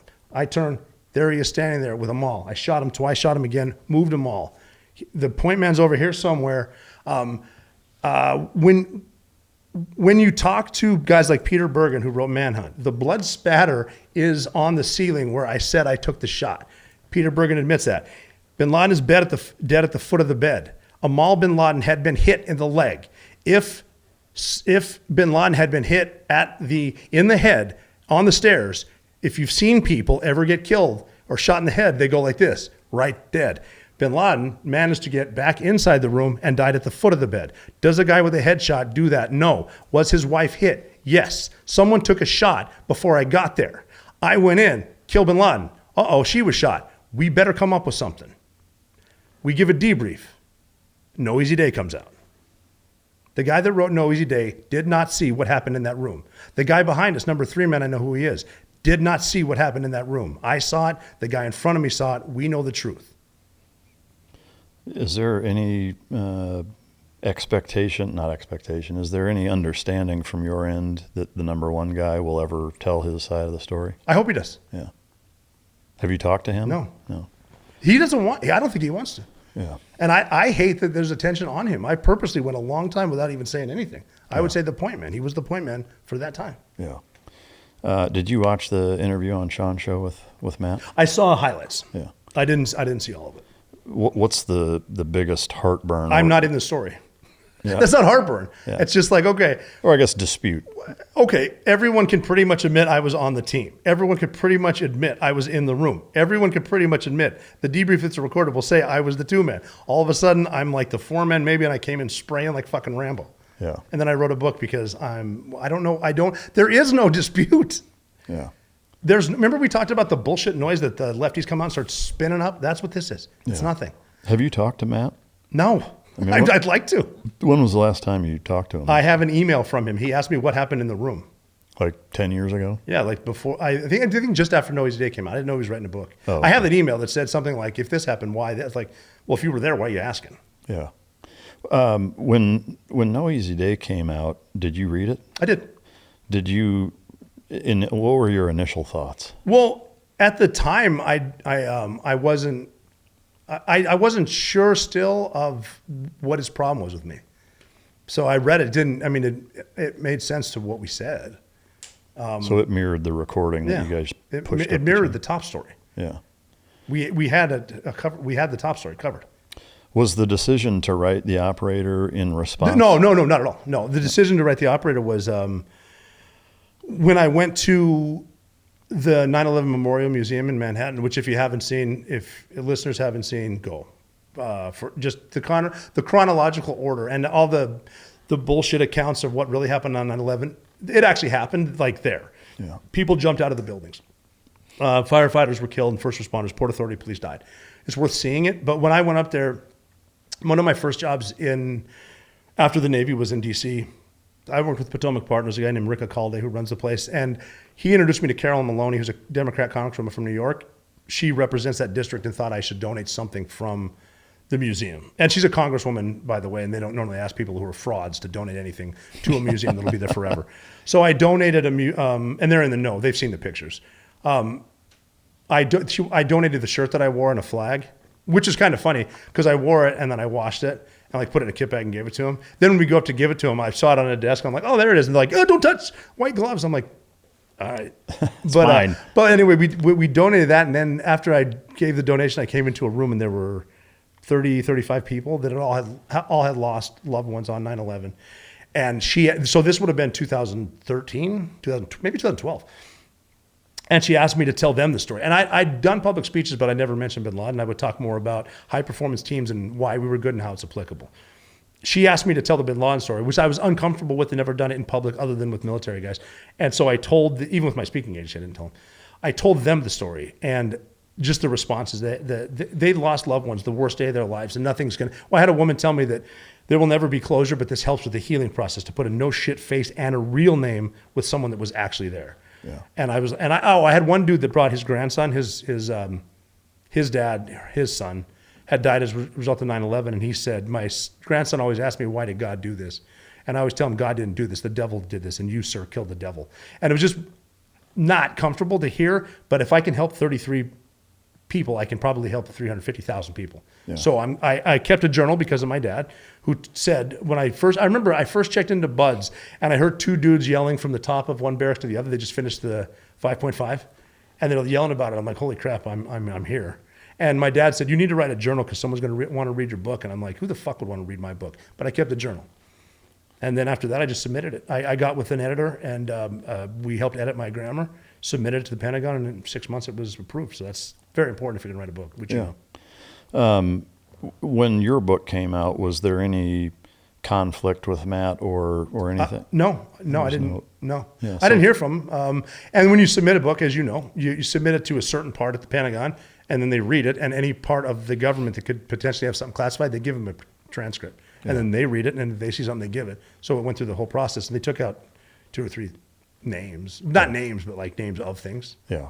But like all the super secret shit that guys like you and I aren't supposed to tell would be like the shit in Venezuela. They can turn off the electricity. I don't know how that works. I'm assuming you don't either. So I don't know anything classified. Yeah. I'd love to get into that here in a minute. But so he wrote his book. You didn't really have any issue with it. You wrote. No, I read it. And at the time, too, I mean, I knew he'd been fucking with me behind the scenes and continues to. So he was fucking with you before that even? Yeah, around the command. But before I went to JSOC, he was big into they all went out partying. We did. We just flew back from Afghanistan from a mission we were supposed to die. We landed in a C-17 with the entire team. Blue Squadron was outside waiting for us. The next commanding officer ran across handing out high fives. We went into the bus. They had booze, beer, and pizza. We went to the command. Someone from Blue Squadron brought me a bottle of Johnny Walker Blue, said I was saving this for a special reason. I think this is it. We cracked it. I told the guy, I did tell the shooters there on the second deck in a skiff what went down. No problems. Other guys were here. No problems. Then we went out to the ready room. And Biss didn't. Good on him. We all went and got shit-faced. And then the next day, that was like, well, you shouldn't be doing this. Like, Well, we should be dead, Master Chief, so I don't give a fuck. Yeah. Yeah. Anyway, that's what started the whole... the rift. No, he's out telling people he's going to write a book now. Oh, I got you. Yeah. I still don't have a rift. Yeah. So his book comes out, your book comes out, years go by, and now it's being... I think mine came out in 2017. Yeah. I guess, so, I mean, lastly, as far as it pertains to this particular issue, is there anything else that you would want to mention? Or Yeah, I do. No shit. If I had to pick a team, an assault team right now, Bissonnette would be in my top 5. Would? Yes. Yeah. So As a shooter, yes. Yeah. So just to get all the personal bullshit out of the way. What did Charlie Sheen say? Trust me with your life, but not your money or your wife. Yeah. Yeah. I don't know if that was already a SEAL saying or if they made that up for the movie. He kind of nailed it. Yeah. Yeah. Oh, I mean, you got to admit, like SEALs are some of the fucking best dudes in the world. I'm not going to introduce my daughter to any of them. Yeah. No, I hear you. 100%. I might let him date it. Man, maybe an Air Force dude because they have better hair. Yeah. Well, that's debatable. Most team guys have good hair. Well, West Coast guys. I'm not Team one 3 of them. guys. Yeah, I'm not one of them. I'm the exception to that fucking rule. I don't have any. But I think you look fantastic. Yeah. Well, likewise. Obviously the gravity of that mission leading up to it, assuming that you guys aren't coming home from it, is hard to, even for me, but I imagine most people, to wrap your mind around. I have no doubt that there's probably a feeling of a higher calling and yes, such wrapped into that. But I am curious, like, once you're actually there and you're doing it, did the gravity of the weight of that magnitude of mission subside at all, or was that present every second of it? On the Bin Laden raid? Yeah. No, I don't. I mean, I can't speak for everybody else, but for me, it was kind of downplayed. This is Bin Laden, yeah, but I mean, how big of a deal is it going to be when we kill him? We're going to kill the guy. And that's what they sent us. Yeah. And some of us were even sort of surprised when we went back to we went to the CB spot on Bagram because there were showers right outside. They had a pizza oven and they had whiskey, and so we could check emails and watching it on Yahoo with SEAL Team 6 kills Bin Laden. That was a surprise. Yeah. Because we were in that bubble of the only people I really knew in life were SEALs, their families, and bartenders. Yeah. That's pretty much it. So it's like everyone's special, but no one's special though because we're all the same. So it didn't really sink in. Yeah, for me. I guess just that weight of thinking this is it, and just again, like. Well, yeah, but I mean, I'm dying with everyone I know. Yeah. And I mean, that was a hard part with writing the letters to the girls, because I can't write a death letter and give it to one of my guys because he's gonna be dead too. So you got to find a guy, but now you got to find a guy who knows nothing about the mission. Yeah. So I had to go. I wrote handwritten letters to my kids, and then my family, and had to hand a manila envelope with written instructions to an intel dude that wasn't part of the raid. Said, hey, here's this, and I'd like it back in 24 hours. If you don't see me though, the instructions inside. And he said, well, how will I know? And I was like, you'll know. Yeah. But the rest of the guys are just there. It's like, and even the pre-flight hugs were just a little different. And this is it. We're going to go in. Like, you got a 90-minute flight where you're probably going to get shot down. So whatever. Yeah. Why are we going to worry about a missile? No. And then you get there, and it was just snapshots of they're going to blow us up. This is, I mean, even getting out in the yard when I put my right foot down and looked up behind the 15-foot wall, there's Bin Laden's house. It's like, well, we were at the mock-up for the last 2 weeks, but here it is. Well, I know there's a door over there we can probably blow. Let's do this. Yeah. Just standard mission. And then it wasn't complex. I mean, getting in, getting out was. Like, if you would have told me, yeah, you're going to be fine, but you're going to blow up that helicopter and fly out in a Chinook, I'm like, we're definitely fucked. Yeah. And then that dude tweeting right by the Chinook when it landed. If Twitter was what X is now, we would have never gotten out of there because he was live tweeting, and I didn't even know what that was. I didn't, I had an email at .mil or whatever. Yeah. But but then just flying out and then living, it's like it was every day is a blessing. Yeah. Did you keep the letters? No, I shredded them as soon as I got back. Really? I wish I would have. Yeah. At the time, I was like, I never want to. And again, we just got back. No one's got any problems. We're going to be best friends. I'll just shred these fucking things. We're going to know the whole team's going to be hanging out every night until we're dead. Yeah. Wow. I mean, that's why you make up cover stories, right? Yeah. Well, allegedly. Yeah. That's just what the guys on the raid told me. Yeah. During the actual raid itself, if you were to compare it, not necessarily complexity-wise, but just how it went, was it pretty run-of-the-mill, or were there, because of what it was, I ran into Maya, who that was her name in the movie. And when I was walking to the helicopter, I just called my father. He was the last call I made in my kit. And I was walking out and whatever, and she was kind of pacing. I said, hey, why are you nervous? And she goes, you shitting me? Why aren't you nervous? And I was like, because we do this every night. We fly somewhere, we fuck with people, we fly home. There's just a longer flight, you know? Yeah. It's like, I understand why you're nervous. You need to be right. This is pretty important, but I'll see you in a couple hours. But yeah, it was just a longer flight, which was, I mean, it was, you know, I had cheese sitting right next to me in Cairo. Yeah. And I remember looking at, like, it was normal because the conversation, I've repeated this on stage because it's kind of a funny shock value joke. Like, I remember to bring a tri-fold chair, a hunting chair. So I'm sitting on that. Cairo's here and cheese is back here. And I'm like looking around and hitting the dog and I'm counting because whatever, getting shot down is not going to, me worrying about it's not going to stop. I looked over and one of my guys was asleep listening to music. And my first thoughts, just how quick you think, was, you're asleep on the ride to Osama bin Laden's house. Like, you have ice in your veins. And I actually see why women find you attractive. Like, that's the kind of shit I'm thinking about. And then when we banked to the south, the coolest part of the mission, though, I did bank to the south. I don't know how I remembered, but I was counting and I finally said freedom itself was attacked this morning by a faceless coward and freedom will be defended. And I have that quote. That was George Bush. I'm still getting goosebumps thinking about that. And we did one more thing. And the thing that really got me is when the crew chief reached over and opened the door and sat back, is like, okay, that guy's got a family. And if we get killed right now with a missile or whatever, his family's going to miss him as much as they're going to miss us, our family. But no one's ever heard of this guy. And his job was to keep that bird flying and open the door. And if every little part matters so much, if those helicopters went down right there and we couldn't figure out how to get out, even for 10 seconds, we just lost the tactical advantage. This guy's job, reach over, pull it out, and then he opens it out. Then you see Abbottabad, Pakistan, knowing there on your map there's a golf course and there's electricity, and this is not wherever we were just training. And then you start thinking, okay, this is some serious Navy SEAL shit we're about to do.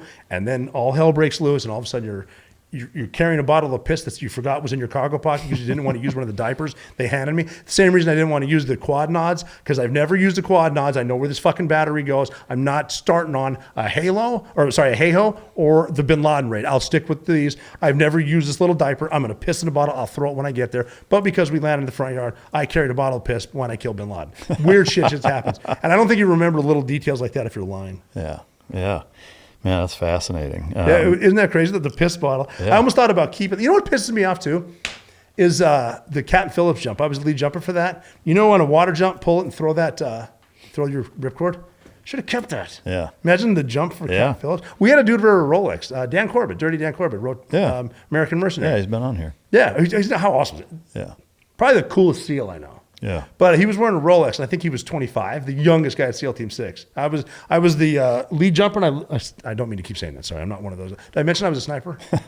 I was a Navy SEAL. Yeah. No, anyway, I said, why are you wearing that Rolex? And he goes, oh, I want to give it to my son one day. And I said, you don't even have a girlfriend, let alone a son. He goes, but won't it be cool when I do? I'm like, fuck it. And he kept his ripcord too. Man, that's awesome. I know. Yeah. I wonder if he'll give me one of those, his Rolex or his... Yeah. No, he's amazing. Man. He's incredible. Yeah. He used to do the wall locker jumps for us.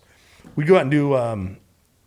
development group used to develop tactics, and we were developing how much shit you could jump because we thought the Bin Laden raid would be a HAHO.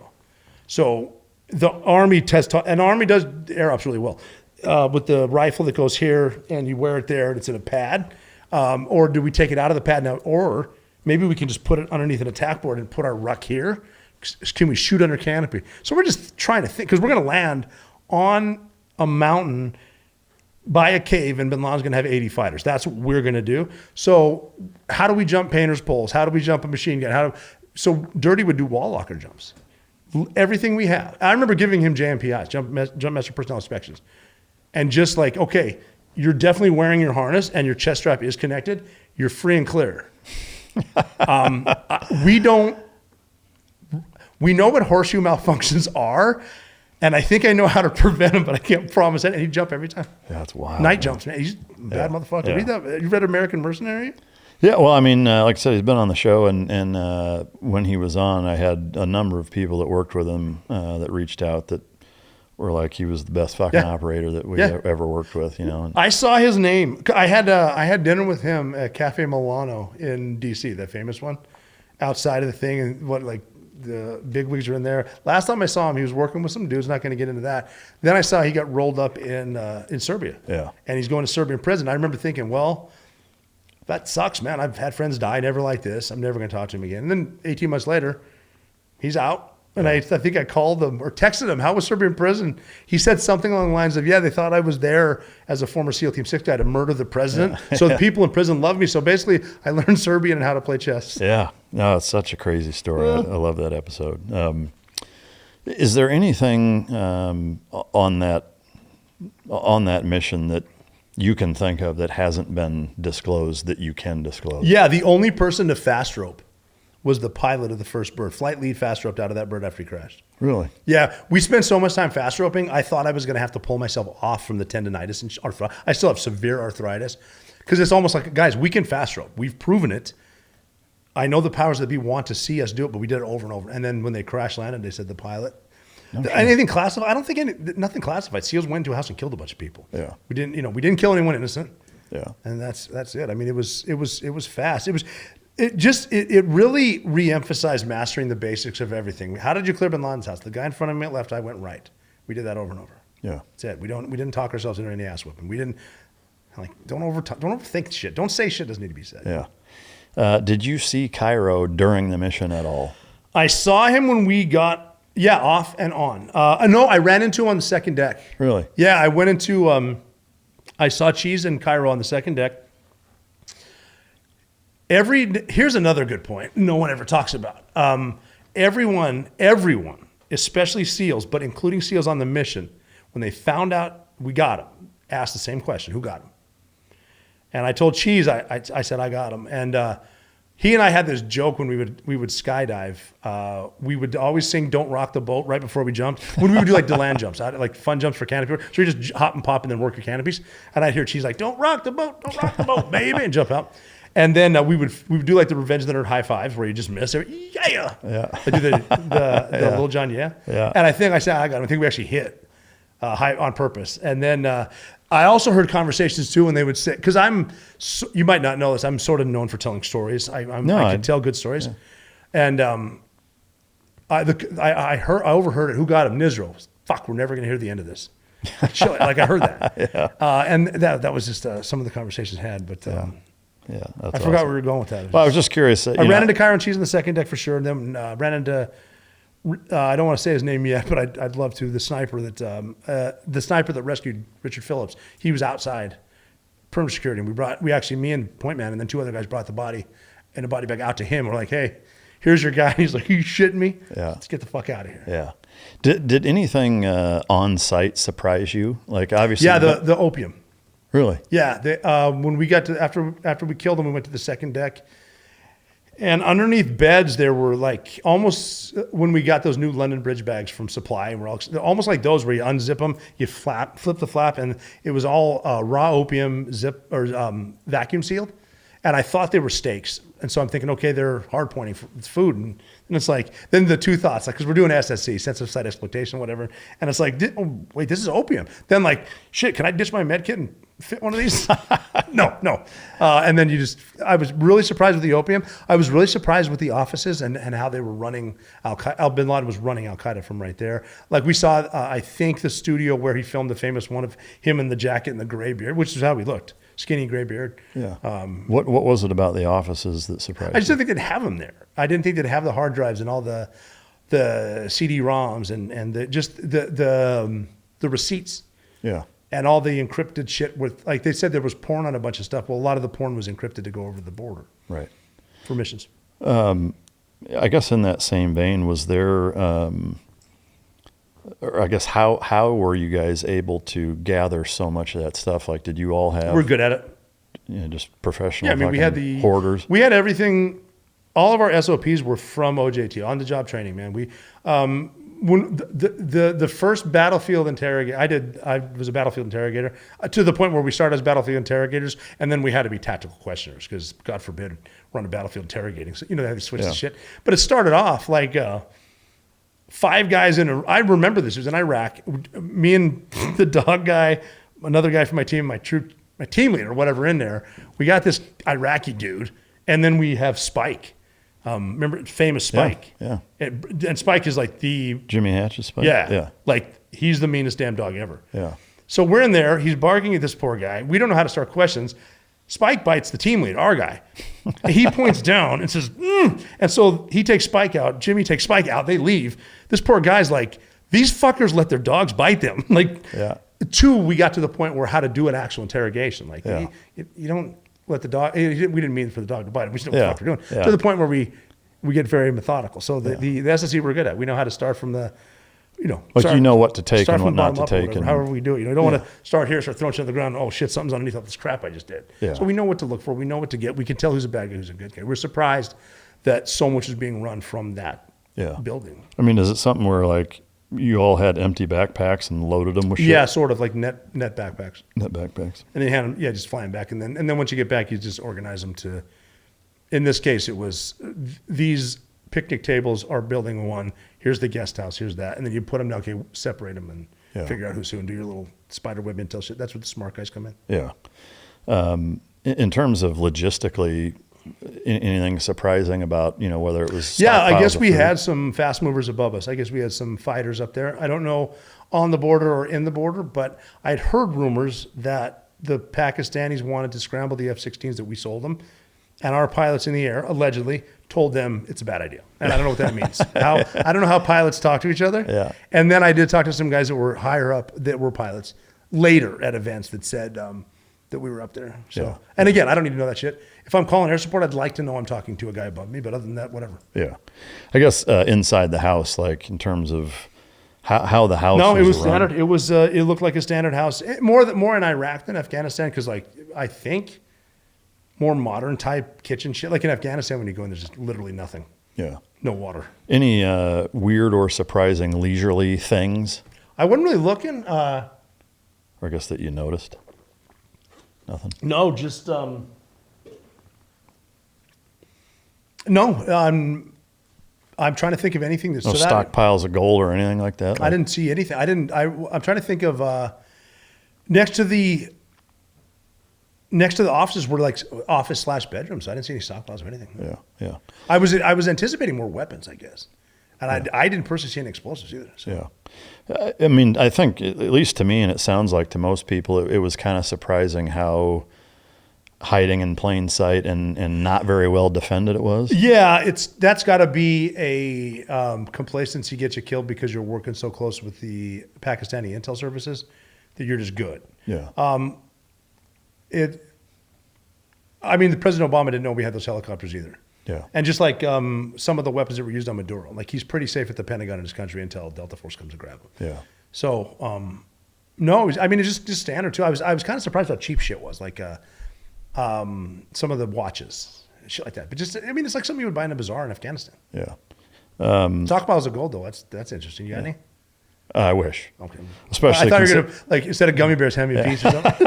I don't even have any gummy bears for it. They're pretty fucking good. I'm not going to lie. No, I've had them. They're good.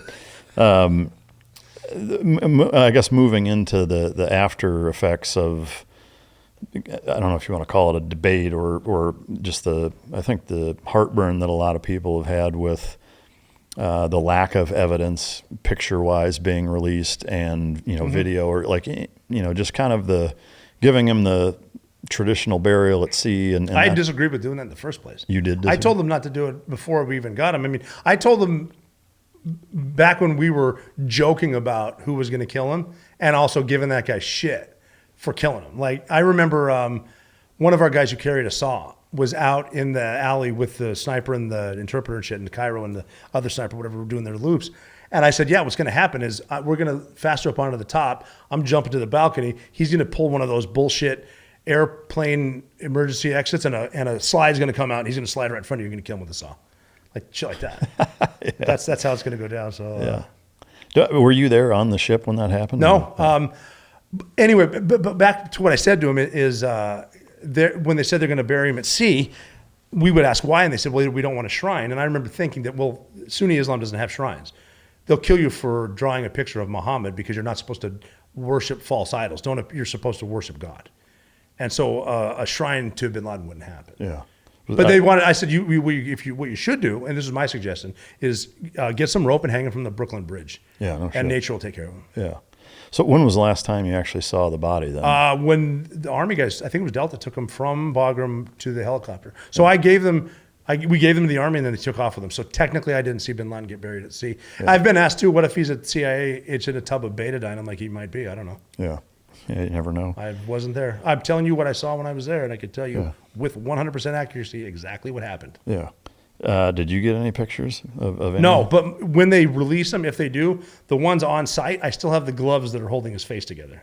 So there were pictures. Those are my gloves. Yeah, I dumped water on his face, and I'm holding his head. Yeah. Wow. And so there are pictures, and then the CIA or whomever took pictures at Bagram. Had to do like sitting on his chest. We're eating breakfast sandwiches. President Obama comes down that long. I remember he comes down the long red thing and says, "Tonight I can report to the American people and to the world the United States conducted an operation that killed Osama bin Laden, the leader of Al Qaeda." I'm eating a double Army breakfast sandwich. I hear President Obama say Osama bin Laden. I look at Osama bin Laden, and I thought, how in the fuck did I get here from Butte, Montana? Wow. I'm just here for the college money. Yeah. I just want to stay in the Navy for 30 years. Yeah. God, that's wild, man. Yeah. I tried to join the Marine Corps. Yeah. Yeah. I guess, kind of trying to wrap the whole raid and the. I wish it was more complex than it is. I wish I had more. Well, I think that's the beauty of it. Is, it's just, the I mean, look at anything. And I've walked everyone through it. If you're a serious person, you can tell what happened. Yeah. Well, so with that, I guess, I mean, does the prospect of maybe you're misremembering it, like, does that enter your mind? There's not a chance. Not a chance. And again, I don't care. Yeah. Osama bin Laden is more dead because of the pilots than he is because of me. Yeah. If I missed, someone's going to kill him. Yeah. I just happened to be there. Yeah. And I happened to be a really good shot at 2 feet. Yeah. No, and by the way, I know the difference between a man who is standing in front of me with his hands on his wife's shoulders and a man who is already dead, and other people who've admitted on Sean Ryan's show they've come in the room and shot him again. Other guys did do that, didn't they? It makes my story a little more believable, doesn't it? Yeah. Crazy. It's how it's like I'm giving so many people so many fucking clues, and they refuse to put it together because they have a personal problem with me. Yeah. And you have no idea where that stems from. I do. You want an exclusive? Sure. Yeah. What? I had a buddy of mine at Silver Squadron who I was at Red Squadron with, who was in a troop with Biss. And this is what he told me, and this is not shit talk. I'm just telling what he said. And if it's true, which I know my side is, I would not like me to. We used to go to Arizona all the time to practice hay-hos. We used to skydive out there, but with hay-hos, you also do the fun trips. We got to Wind Tunnel in Eloy, and then we stay on the campus of University of Arizona at a Marriott. And Nelson Miller's Trident is a mile away on Speedway Boulevard. Trident, skydiving, fun, Marriott points, awesome. I used to go there a lot, all the time. I'd 7 to 10 trips a year to Arizona for a week, 2 weeks, tandem stuff like that. So I also got Hertz rewards. I got in the President's Circle. I went with a SUV. They upgraded me to a convertible Cadillac. They said, "Do you want it?" I said, "Hell yeah, I want it." So I got it. I guess Biss hates me because of that. How dumb is that? Because of a Cadillac? That's what my buddy told me, because I got a car I couldn't fit everybody in. It might be bullshit, but that's funny. It's a funny reason to hate someone. It might not be true, but again, you'd have to ask him. I'd ask him 2 things. Were you pissed about the convertible O'Neill got? Why'd you shoot a dead guy? Yeah. Because me personally, in combat, because I've heard stories of me canoeing bin Laden. I've been to war a lot, and I've been in the mountains in Afghanistan a lot. And I'm all about being efficient. And the more weight you carry in the mountains, the worse off you are. So weight is measured in ounces. Ounces eventually equal pounds. I'm in the mountains. Why do I need a pistol? In case my primary goes down, I am wasting someone's life shooting a pistol. I should ditch the pistol for weight carry, a rod. That's what I did. I figured out the number of bullets I would need down to the one, because of another gunfight I got into on the border of Pakistan, where I bombed Pakistan to be awarded my first Silver Star. Thought I was going to 11 for the rest of my life. I added up how much weight I needed for one more bullet to put in my own mouth, because I'm not surrendering to these fucking people. I don't want to get skinned alive. I'm not wasting a bullet on a fucking dead guy. If you are, you're there for the wrong reasons. Amen. I don't disagree with any of that. It makes sense to me. I'm not. All I'm saying is, when a guy's dead, I'm not shooting him again, so I can say that I fucking did. Yeah. No, I hear you. The one thing that I don't want to get too wrapped up into it. There's the lawsuit which centers around the defamation of character, not historical accuracy or inaccuracy. But I'm curious, over the last few years, kind of in the YouTube, social media, online space, we've seen a lot of vet on vet conflict, and whether it's lawsuits or just shit talking or instigate, fighting. And to me, it's really disheartening to see. I hate to see it because I think it ultimately just makes all of us look bad. Oh yeah, I hate it too. Where do you think that comes from? Well, the vet on vet hate is just something that we've seen ever since we checked into the teams. There's always the people in the corner that whisper mafia, some sort of professional jealousy, especially when you're dealing with tier one operators in particular. I remember a handful of times I was jealous of other people. After the bin Laden raid, when I was in Afghanistan with Silver, we watched Blue Squadron jump into Somalia to rescue Jessica Buchanan. I remember watching the bird. I remember watching him depart and then watching Actions On, thinking, why didn't we get this? Yeah. And then it's like, we just did bin Laden. Like, why are you jealous? And then obviously Venezuela. It's like, God, if I would have been given 2 weeks notice and opportunity, what I wouldn't give to have been there. Yeah. So I think that why did SEAL Team 6 get a mission in Pakistan? Why didn't Delta get it? If Delta got Captain Phillips, I'd be pissed.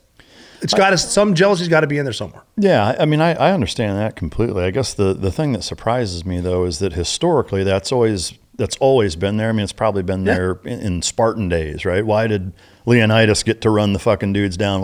But it seems he got to his publisher first. Yeah, it seems like it's all been kept in house. Is it just that social media is everywhere now, and that's people's livelihoods? I think so. And I do think so. Yeah, and I think too. I think that the vet on vet stuff it would be different in person as well. I don't think. I think it's easier again, like maybe a face to face instead of a post would be different in person. But you get in the moment. It has been amplified, and you see it everywhere. Every veteran I've seen that has any sort of platform has been called a liar. Everyone's been attacked. And then even guys that haven't, they get out and attack, and then all of a sudden people start digging into their stuff. Yeah. And that doesn't need to happen. I mean, it'd be so much easier if you get asked about a veteran and say, yeah, he's awesome, and then try to find him on the back end and say, here's what I have an issue with. Yeah. I'd much rather that too. I would take, if I'm wrong about something too, I would love to have a conversation about it. Yeah. I guess that's the thing. It's just like, while it's always been there, it historically has always been kept within I don't think walls. that there's been the capability of eyes on this fast. Yeah. I think it's been there. I mean, okay, I just went to the Navy SEAL Museum in San Diego, the new one. Badass, by the way. Yeah. I did. Yeah, they have a virtual reality there that I snuck in. So there was maybe like 5 other people in this 2-3-story museum. Oh, wow. And I did the VR by myself where you just sit on the thing and you put on all of a sudden I'm on a Blackhawk and I'm looking at the dude next to me's gear and shit. Then you do a free fall. It's awesome. Like, man, that's cool. Yeah, you can feel when you can check his gear out. You can see stuff on their weapons with selectors and stuff. Yeah. And then you do a mission, you do a VBSS, you can see the ocean. Like you can feel it, they have wind. And it's really cool. But you know who I didn't see in the SEAL Museum? Richard Marcinko. Really? No, not a mention. It's like, you know what? Why the fuck isn't the founder of SEAL Team 6 in here? Why is there an entire bottom floor about the fucking Battle of Ramadi and you don't mention Richard Marcinko? I don't think we won Ramadi, and Richard Marcinko started SEAL Team 6. Why don't they mention him? Could it be, it's jealousy again, isn't it? Richard Marcinko was pretty important. I know a lot of guys at SEAL Team 6 that joined because of Richard Marcinko. Speaking of that, I mean, having spent as long a time as you did there, is him and his personality and his reputation and importance to that command, is it woven into the fabric? Yeah, he's loved by the shooters. Yeah, he is questioned by the officers.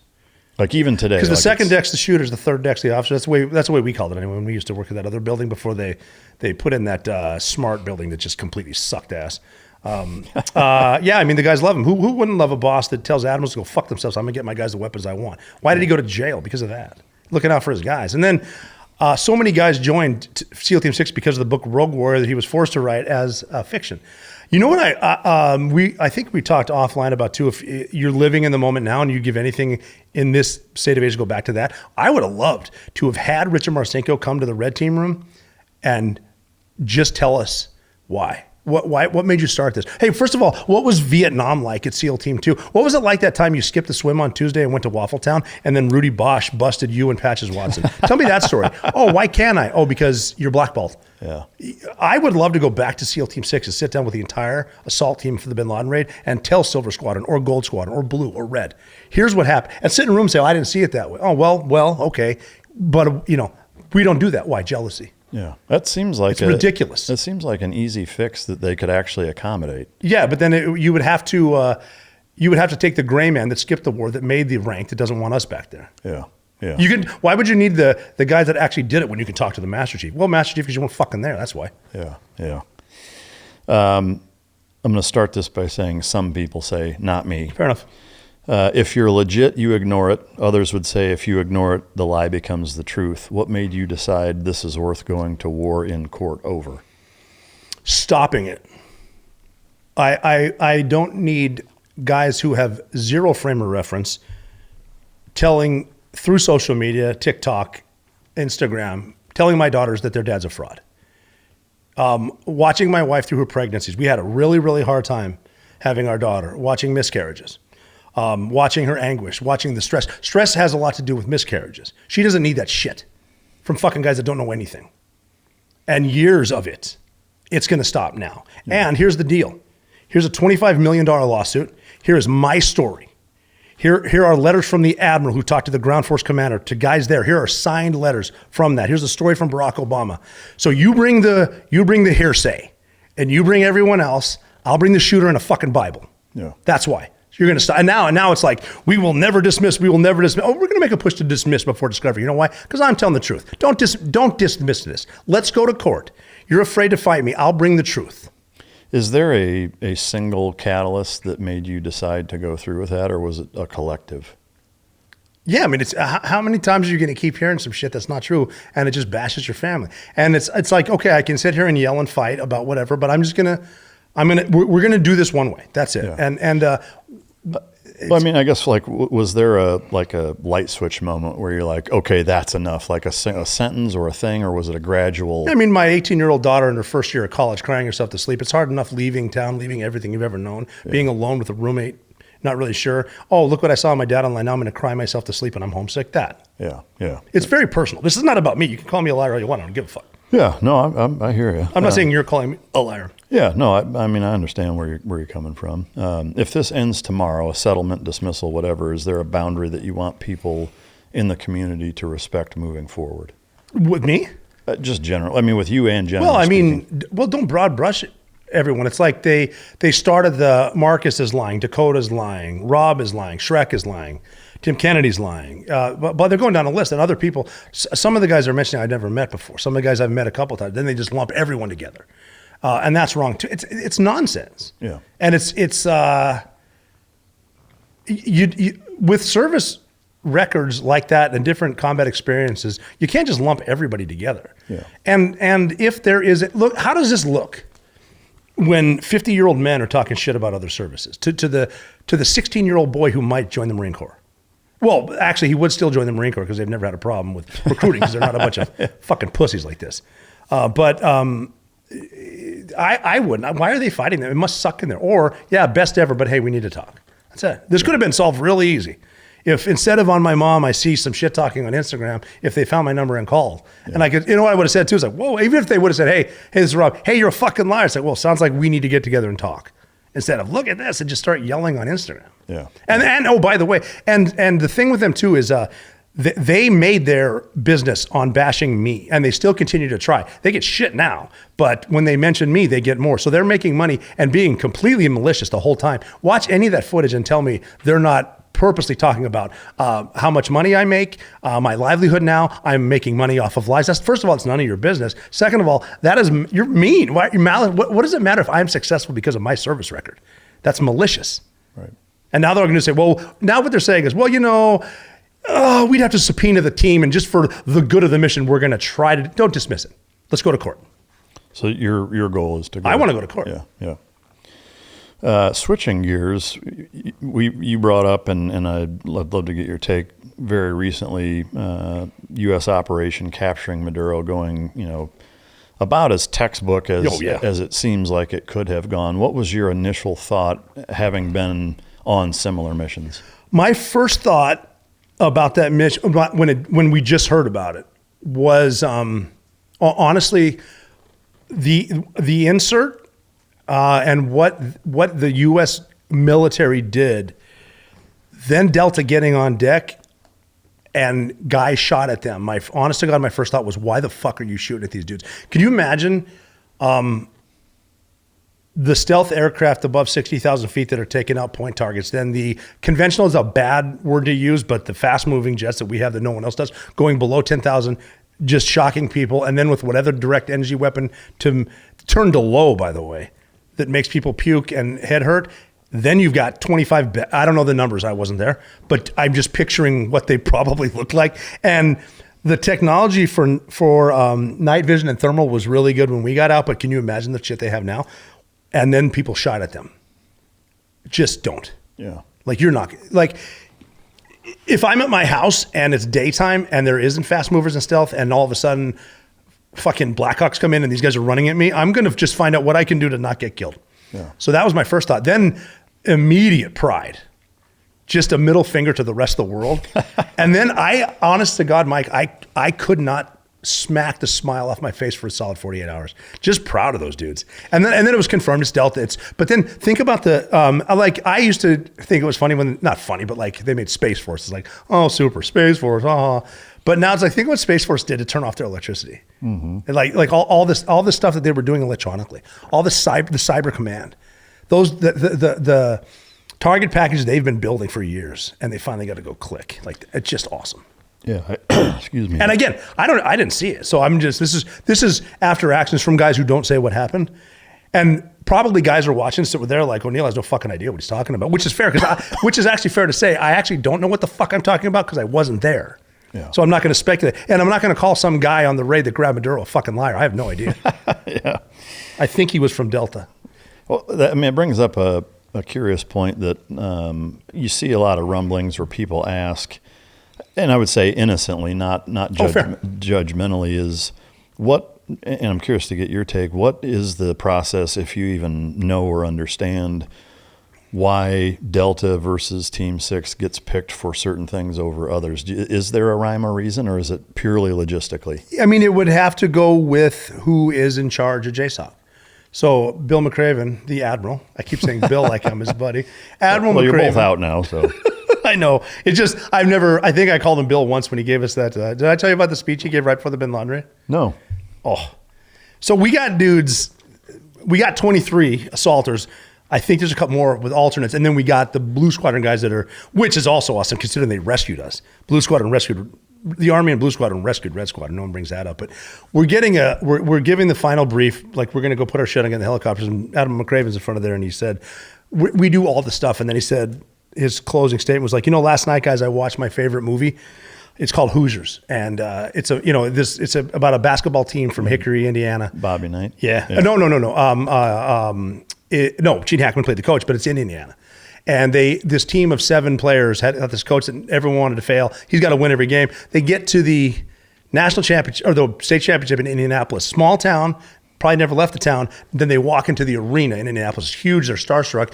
The coach recognizes it, played by Gene Hackman, grabs the guy, says, take a tape measure the back of the rim to the free throw line. What's the measurement? 15 feet, coach. All right, get on his shoulders. What's the measurement from the rim to the floor? 10 feet, coach. You're going to find these are the exact same measurements as the gym in Hickory, just a bigger audience. And he said, gentlemen, you do this every night. Tonight, it's a bigger audience. And we're leaving, and I pulled him aside. I think I said, Bill, you're so busy selling this mission that I doubt you watched Hoosiers last night, but you were born to give us that speech right now. And then we just walked out to the bird. And then so then just that's kind of the release point. There's so many points there of like, remember this. And then it was just, get off into the sunset. And then just when the guy just came in to rescue us, it was just so methodical and almost so storybook to the counting down to the quote to flying back that one of those things, and it just the camaraderie. We're going to be best friends forever. It was one of those euphoric moments where I am going to die, but it doesn't matter. Because I mean, even the conversation we had. I think I'm getting away from your original question. The conversation was had that we have these alternates. You can pull yourself off anytime. Like you don't need to go. We'll find someone else and you can live. That's great. But it was like the Braveheart moment. But if when you're dying on that deathbed, 50 years from now, would you give every day back for one shot at this fucker? And the answer is yes. Get on the helicopter. Yeah, that's awesome. Yeah, but again, and then when we die, what an ending. Right. Yeah. How badass would that be? Yeah. We're gonna die, but Bin Laden. I mean, it would suck for a lot of people, but we die killing Bin Laden. That's kind of a good way to check out. For sure. The original question, and I actually. Oh shit! I went completely away. I'm sorry. No, I love your tangents and rabbit holes because they're all relevant and. Well, this is why I need cannabis to sleep at night. Interesting to hear, yeah. But so at that time, McRaven was in charge of JSOC. Yeah. Why did one get picked for the others when we started? I'm sorry. So typically, if it's usually a ranger in charge of JSOC. I forget the name of the guy before him and then the guy after him, whatever, but McRaven was in charge. So we got the Bin Laden raid. But I think another reason we got the Bin Laden raid was we invaded, right around 2001. We got guys over there in 2002. We got Operation Anaconda, Roberts Ridge, Talker Gar. Then we invaded Iraq in 2003. And the pulse is op-tempo. Obviously the hottest one's going to be Afghanistan. Iraq. Easiest to get to. For the foreign fighters also. A dude from Jordan is going to go to Iraq before he goes to Afghanistan to kill Americans. A lot of fighting out there. So assets and Delta went there. Because the Army runs the show, Delta runs JSOC. We kept Afghanistan. It sucked. I was there in 2005 when Turbine 3-3, Lone Survivor happened. But we are not here. We did go there because fighting got so hot. We had to go out west, and I did 2 pumps to Iraq. But we kept guys in the outstations on the border, running sources into Pakistan, working with the agency very closely. Not as exciting, but it's a buildup. It's the insert extract. The agency people working there. When we got to a point in 2011, I was running the outstations for Afghanistan for JSOC, all of them on a base, and the Bin Laden team was there. This is in January. I'm running this part. I would have told you Bin Laden's never going to be found. He's a ghost, but that team was there working it, and that's how good they were. So we didn't know anything. And then, so McRaven's in charge. We've been geared up for this. We know in Afghanistan, don't carry all the space gun shit you're carrying al-Assad. You're going to, have your optics, a backup, and a light, and a laser. Everything else, ounces or pounds. Yeah. And when it was time, it was just for us. Now they're going to tell you, well, we got it. We didn't want it. All right. Yeah. You were offered the mission to kill the most prominent terrorist in history, and you turned it down. I'm buying that for about 2 seconds. Right. But then they get picked. They got picked for Maduro. Awesome. 2 different missions, way different missions. Do you think? Excuse me. Do you think that, or I guess I'm curious if you know, is it safe to assume that the leader of JSOC right now is an Army guy? I would say so. I don't even know who it is. Yeah, probably. Can you look that up by chance? Yeah, because didn't some reporter just post his bio? Well, I think that was that the another leader guy of on Delta. It was the Oh, right. That was, okay. Yeah. I don't want to bring that up either. I mean, yes, some of the information is public, but I'm not going to show it to people. Yeah. I guess from kind of the broad spectrum standpoint, though, do you feel like it's generally that simple where the really high profile, whether it's Captain Phillips, Jessica Lynch, Jessica Buchanan, is that her name, Jessica Buchanan? It's Kim, yeah. Mm-hmm. The Bin Laden raid, Maduro, all of these different really high profile. I think a lot of it is picked because of area of operation. Both were prevalent in the Horn of Africa. Blue Squadron got it. And it could be, we were better at jumping. We just did it more. We did more tandems, more bundles, more hey-hos. And not to say they didn't do it and can't do it, they're really good at it.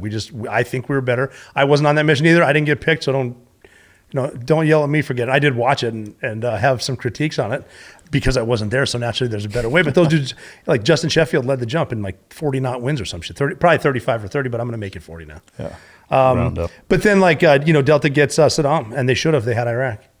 We've done joint missions with them. They're good. If I would have been pissed if they got Captain Phillips, we're going to do a better job because we're the Navy. Maritime. And we're just going to do maritime shit better. Would they do land better? If I had to pick a crew, hey, you got to hump 50 clicks and get this guy, Delta. Could we do it? Yeah. Army knows how to hump. I made the decision. What are you going to do? So moving back to, let's say 2 weeks ago, you're in charge of JSOC. Would you have picked Delta to do that? It all depends on what I know going in. I don't know enough to say. Yeah. Delta obviously did it flawless. Yeah. If I knew Delta would do it flawless, Delta gets it done. Right. If I had to pick one or two, I could literally flip a coin and be happy with the answer. And if Delta gets it over SEAL Team 6, I'm not going to be jealous. It's fine. They should get it. Right. I mean, when I got to SEAL Team 6, the first time I saw Delta was in Iraq. First time I saw them like operationally in Iraq. And it was almost like fuck yeah, that's Delta. And actually, that's the first time I saw him because we trained with them after that. I was a quick deployment after Green Team. And I saw him. I was like, fuck, that's Delta. I hope one day I get to meet the guy that kills bin Laden because it's going to be Delta. Really? It's a no. Oh, yeah. Huh. That's interesting. Yeah. Admiral Frank Bradley, by the way. Admiral Frank Bradley, huh? Frank Bradley? Mitch Bradley. Yeah, Mitch. He's running JSOC?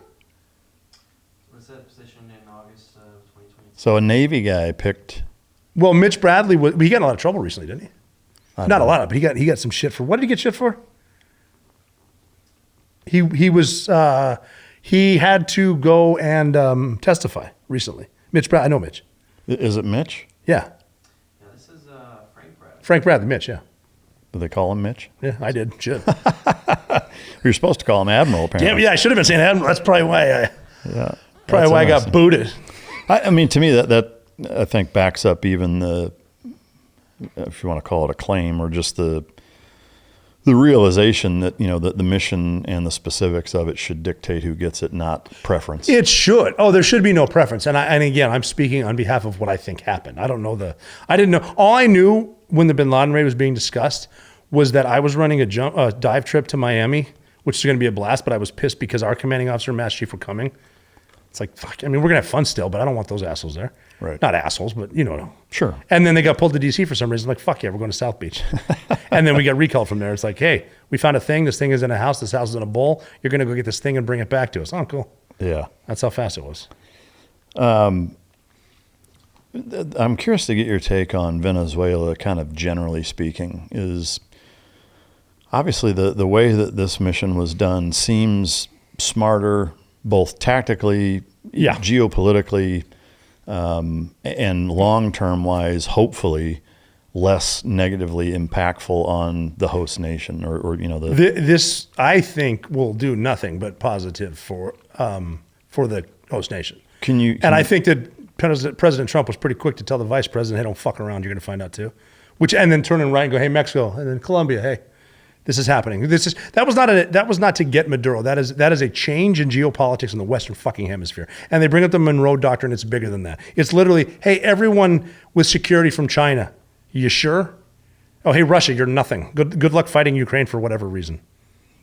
Do you think that had the bigger role in the decision to do that than? 100%. Drug boats were a distraction. Yeah. 80 to 90% of oil from Venezuela is going to China. Now they can't have it. We without telling the American public, because we're too busy fighting over who's going to win in the wild card. How many years did this push before China even thinks about Taiwan? Yeah. You don't have fucking oil. Guess what? You don't have energy too. Those microchips and useless. And they're getting it from Venezuela. Now we have it. And what I love too is, why'd you go there? Oil.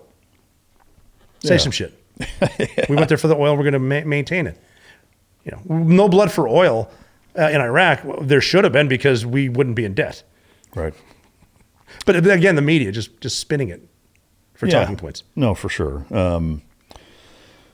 Is there any concern from your experience that Venezuela could turn into a sort of Iraq 2.0? No, because we didn't send people in to try to build a democracy they didn't want. I think the biggest problem that we made in Iraq was immediately dismantling the Ba'ath Party, because, our senior leadership historically has sucked. It's the whole, let's make a brand new command because I'm a 1-star, but I need a second star. My buddy that's a bird could take this one, I'll take that one. We just expand. We got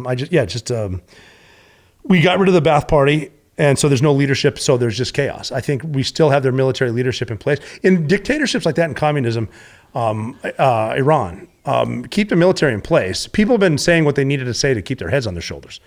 You don't need to get rid of all of them. You keep it in place. You might be in charge. Okay, now you're number 1, you're 2. There's your OPSO right there. Don't fuck around. Right. Leave and let the diplomats diplomat. I think Senator Rubio is a senator, or was a senator, Secretary of State, and the National Security Advisor. He's also interim president of Venezuela. Yeah. But that's where the Marines need to go in and kick some ass and then leave. And the State Department needs to go in and do whatever diplomatic shit that is. Right.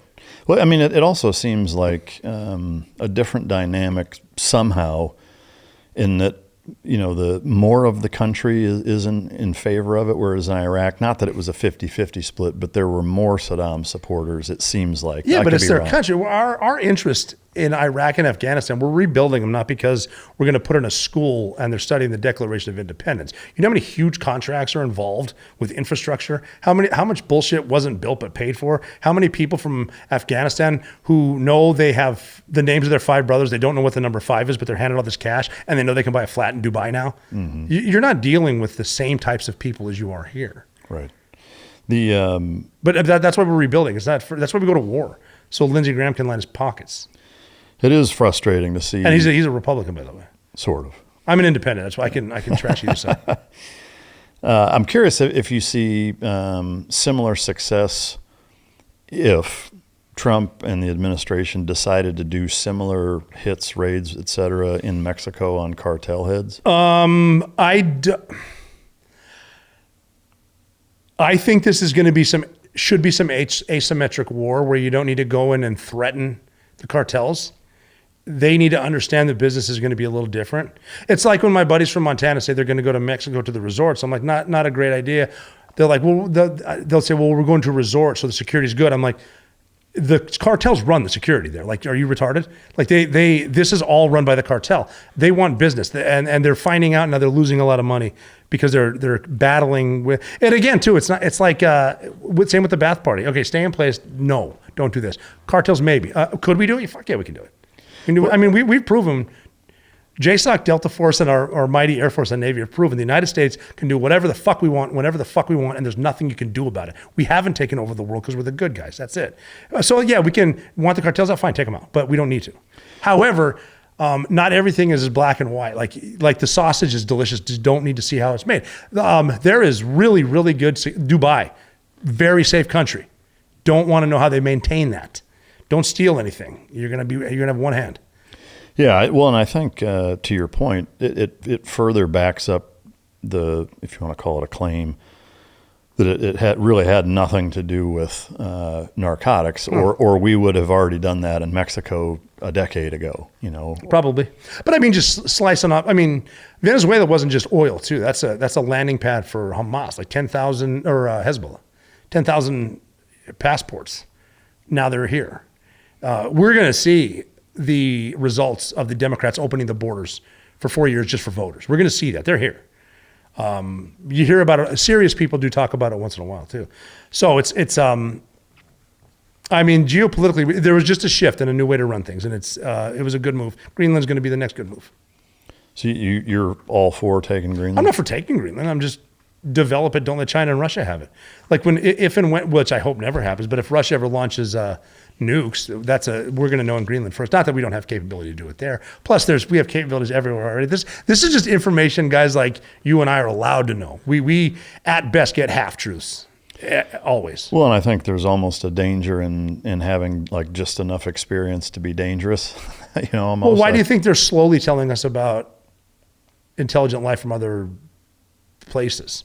Slowly, because why do you think the Epstein lease is never going to be released? Because there's a lot of the useful idiots aren't ready to know what's really happening. What happens when you find out something's happened a certain way because this has always been happening, not because of something that someone from 1,000 years ago in a cave told you was real? Well, yeah, you mentioned the Epstein Files. I do have a question. Never going to happen. No. Just because of how entrenched so many people in positions of power are on that list, you think? Well, I mean, they released the files that so far we know about Michael Jackson and Mick Jagger and Bill Clinton. I mean, Venezuela is not about the drug boats. The Epstein list is not about trafficking children. It's about the amount of blackmail they have on every powerful person you've ever heard of. And we will show this video if you ever do this. That's why you go in, Epstein. Oh, I'm fucking out of here. Look at the veins in Dan Bongino's head. What does he know now? And he went in there, man. We're fucking not. And he's out. Yeah. Look at some of the mugshots of these people. Pam Bondi's very serious. What? No. Epstein. We still talking about him? Something's behind the deep state. What do you make of all that? Someone's in charge, and it was going well until we elected people that weren't supposed to be elected. I think it's a battle right now. I mean, basically even Davos too with the World Economic Forum. It's like, we're not going to go negotiate. Here are your terms. Fuck off. It's not a negotiation. This is what you need to do or not. And that's why the whole fine. And see, because the World Economic Forum is all about Europe's about to enter the jihad. That's why I say Russia doesn't fuck around with that, by the way. Yeah, we're allies with Iran until we bomb them. They've seen what Iran does. They thought of Beslan when the jihadis came up there and took that elementary school and they got suicide bombers. When it happens here, by the way, suicide bombers and all this shit in the school with your children. Because that's a tactic too, by the way. Say you're on the Iwo Jima right now in the Caribbean and all right, we're sailors and we just hit, wait, what? They're at my house? What does that sailor do now? Is he concentrating on the fucking flight deck? No. Do you foresee that happening? Yes. Here? Yeah. Like any timeline you would predict? I was thinking something. I think they thwarted some stuff before Christmas. But again, it's we have the clocks, they have the time. And it's all this political bullshit too. It's like, yeah, let them in, let them have the life. Okay.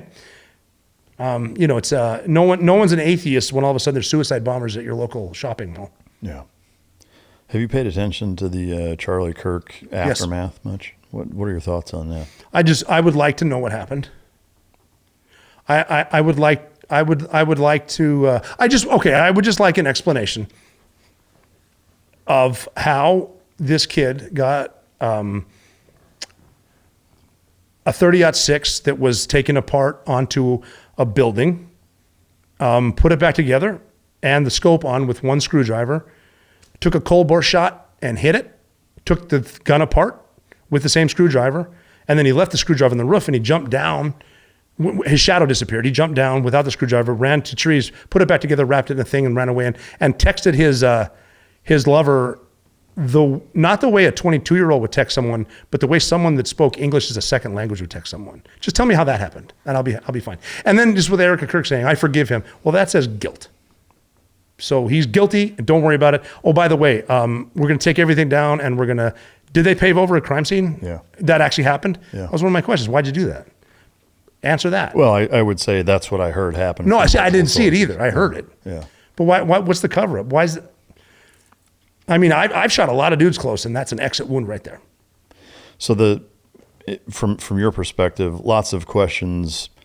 Again, I wasn't there, and I don't know what we're getting deep faked with. Right. Any theory? Because there's been a lot of Candace Owens in particular. I like it. I like to think the simplest answer is what happened. I mean, I don't like it.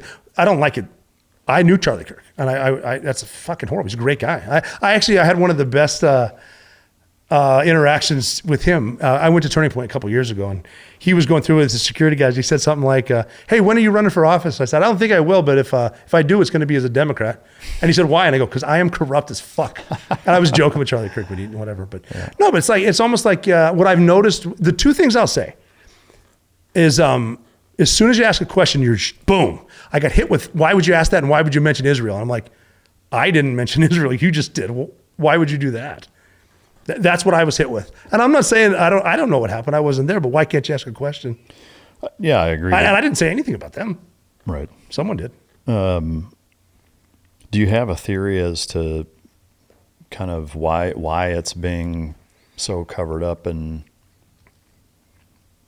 why we're being kind of railroaded at everything? Well, I think that Charlie became a target from different sides of the aisle simply because of what he was saying. Now, you've got the left that hates him is going to say he was just a podcaster.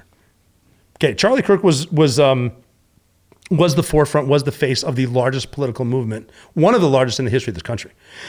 So both sides were going to be against him because the right really wants him, but he wants to go against a lot of what some lobbyists are doing, and he's pushing the Christianity, the Jesus aspect of that one part, and some people don't like that.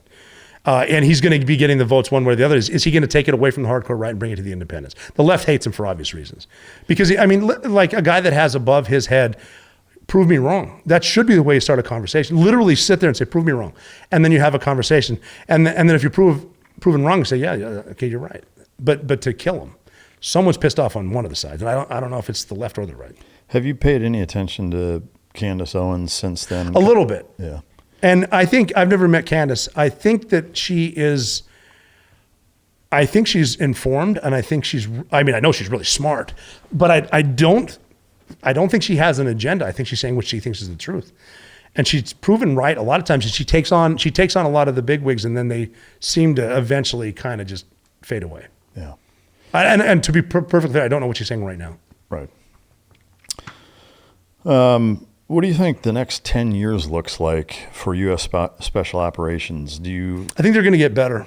You do? Yeah, I think just what I saw with SEAL training, I went through BUDS in 1996. And it like started at boot camp, and you're in regular boot camp, and then you go to BUD, you don't know what's what, and then you get your ass handed to you, make it or you don't. But now they're good at the pipeline now. They're good at, I think the one, like starting in boot camp, you're going to be a SEAL. I kind of like the pipeline. I don't like the idea of telling someone they're special before they are, or actually ever telling someone they're special, would be fair. But it's streamlined now to the point where you go through BUD, you go through that, then you go through SQT, you get Arctic training, you get jump school free fall, you get your Trident, which again, I think could be changed a little. You should get it, and then maybe be on like a, what do we call it? Not suspension, but be probation. On a probation until your platoon chief says, yeah, you can wear it again, whatever. But I think you're getting a better person. I think you're getting better nutrition. I think you're getting better training instead of just beat your ass. A good example was the tandem course. When team guys were running, and like for the tandem course, like a JSOC course, you got Delta and 6, and then like CCT guys and PJs. But you got special operators running it. So if you burn in on a downwind landing, like, oh, idiot, and leave and go back. But a good professional skydriver would explain to you what you did wrong and why. And so now we're smarter about it. We're getting smarter training as opposed to rub some dirt in it. Right. And which is a good thing. And I think that's just that's going along the lines of a professional soldier. Also, the Gen Z types now that are in Ranger School, trying to be a SEAL. And again, doesn't matter what white guy, black guy, Asian guy, Native American. Oh, it matters. But what I'm saying is, no kidding. Yeah, they've mostly been told they're the problem. A straight white guy's been the problem, and now they're in a spot. The BUDS right now is the only equal opportunity. You have an equal opportunity to show up. The second you don't perform, you're out. And they've been told they're shit forever. Now when they get to a level, they're ready mentally. They've been told wrong, and sometimes negatives are a positive. So I'm very optimistic. With the technology we have, we're going to win the AI war, which is we're basically in World War IV right now anyway. I like it. On the AI front, and I would kind of also dovetail drones and, automated drones technology. Are scary. Yeah, I mean, I'm curious, how big of a role do you think like AI targeting and drones will play in special operations moving forward? I've heard, and I haven't been to Ukraine since 1998, but I've heard from a guy who knows a guy that it's like a trench warfare. That sounds legit. Yeah, he's legit, so they're all lying. I've heard that it's like trench warfare, but no one shows their face because the drones are everywhere. Yeah. And I've talked to guys that do drone stuff. So the drone and the counter drone, I think, is the future. And then you get into the direct energy and the microwave weapons. And now you're the guy that's doing whatever, but now you can't have kids and just weird shit. Do you see it turning into almost a Terminator 2 scenario? Yeah, I think what I would recommend is make sure you know how to use a map and compass. Make sure you can start a fire and get water. Have weapons to defend your family. Know your neighbors. So like even my neighbors in New York, it was funny. I was talking to them because they don't, they believe in the federal government is always going to take care of them. And I told them about emergency food and radio, stuff like that, and have guns in your house. And they said, well, what are you going to do if you run out of food and there's a problem? I said, well, I'm going to come eat yours. And they said, well, what if you finish my food? I said, I'm going to eat you. And I said, you're not getting the point is don't be the only entity with weapons. And that includes the government. Second Amendment is a good thing, New Yorkers. Did they agree with you at all? They got it. It makes sense, but it's not reality because a lot of people in this country live in a bubble that's called the Atlantic and the Pacific. And that's the same people that say, yeah, bring big groups of these people from this country and put them in one spot in Minnesota. I'm sure they'll assimilate. Yeah, I mean... Because when I think Minnesota in the winter, I think East Africa. That seems legit. Mm-hmm. The thing that I'm the most curious about from an AI specific to targeting standpoint to understand your position or ask you about is, in an instance where, let's say... Oh, I thought you mean like the robots and shit. Well, no, I do. I mean, to me, there's almost a thought process or a notion in my head that it's like you don't even really need to have humanoid-like robots. Like, what would be the point? Like, you could do everything with small drones and aerial, technology. Like, you wouldn't need foot soldiers to do that, or it wouldn't make sense, in my opinion. I don't think so either. It's like there's nothing that, droves or waves of humanoid like robots, the infantry stuff, yeah. Right, like that you couldn't accomplish faster and more efficiently and deadlier with a fleet or a wave of aerial drones doing the same thing. Well, yeah, I mean, look at Venezuela, just turn them off. Yeah. I mean, that's what I've been saying too before Venezuela was like, it will come to a point where we just turn them off. Right. But the question I have for you is from an AI targeting standpoint is that obviously there are algorithms that are built that, like let's say a Reaper overhead of a SEAL platoon inserting into a target, and this drone completely automated recognizes, identifies that there's an ambush about to take place. From your perspective, let's say you're a ground commander, would you give autonomous capability to target human beings without a real live human being in between it? No, because I think then you're getting down to the algorithm, who wrote the algorithm and what was going on in his house at the time. What's his issue with whomever is in office? What is her problem with the dude that just dumped her? Why is she pissed off at that country? When you're going to deal with the human element always, and it'll be from this level of AI is now being replaced with this level, but it was written by this guy, so this AI is pissed and it doesn't like this, so starts giving him bad information, just based on jealousy that's written in ones and zeros. So the question that I'm curious about, or that I guess I would say I'm the most concerned about, is that we have kind of this moral obligation, I think, as a society, generally speaking, to not allow that to happen, to say, hey, I want at least one single point of failure. China does not. No. So in a world where at that point milliseconds can be the difference between our own soldiers being ambushed or not, would there come a point where you'd probably have to get into different rules of engagement, which I don't like rules of. I do like some of them, but because I don't think China's going to have them. No, they won't. So China has fucked people up with microwaves on the border of Pakistan. So I mean, I guess do you see it coming to a point where we don't really have a choice, that we have to allow that, or we're going to get slaughtered? I think James Cameron showed us that. Yeah. I don't know. I mean, it's a what if. I mean, it's coming. Look at everything we use now that's AI. Like, even trying to figure out how to change your password on something, you start talking to your phone. And they've changed AI to, like, if I did it, was bullshitting with it the other day. I said, like, the F word. It's like, wow, it's a little early to be swearing, right? It's like, huh? I forgot that you were still on. It's just listening to you. So it's pretty creepy. I wait till the dorks start getting girlfriends. No, for sure. Yeah, the AI girls, they're not fucking going anywhere. Yeah. Like how many of these young women are making $20 million a month by showing their butthole to a camera? Yeah, they're out there. The sickest thing you could think of, someone's into it, and that's gonna go to the battlefield. Well, I mean, the sky's the limit, and it's like it's hard to even wrap your mind around. I don't think we can even imagine what's possible, because it's limitless. No, you can't, and it's going to keep getting better. I remember having a conversation with my father when I was still in high school, and he said something that sounded ridiculous to me. He said we were studying for one of my tests. He goes, one of these days, it's going to sound crazy, but soon we're not going to need to know how to solve the problem. We're just going to need to know how to ask the question. I'm like, that's ridiculous. Mm-hmm. But it's true. Yeah, well, Google, right? Yeah. Switching a little bit of gears, I'm not going to mention names, but you've got a sitting congressman who's a former SEAL threatening legal action against a also former SEAL, but podcaster. I saw that.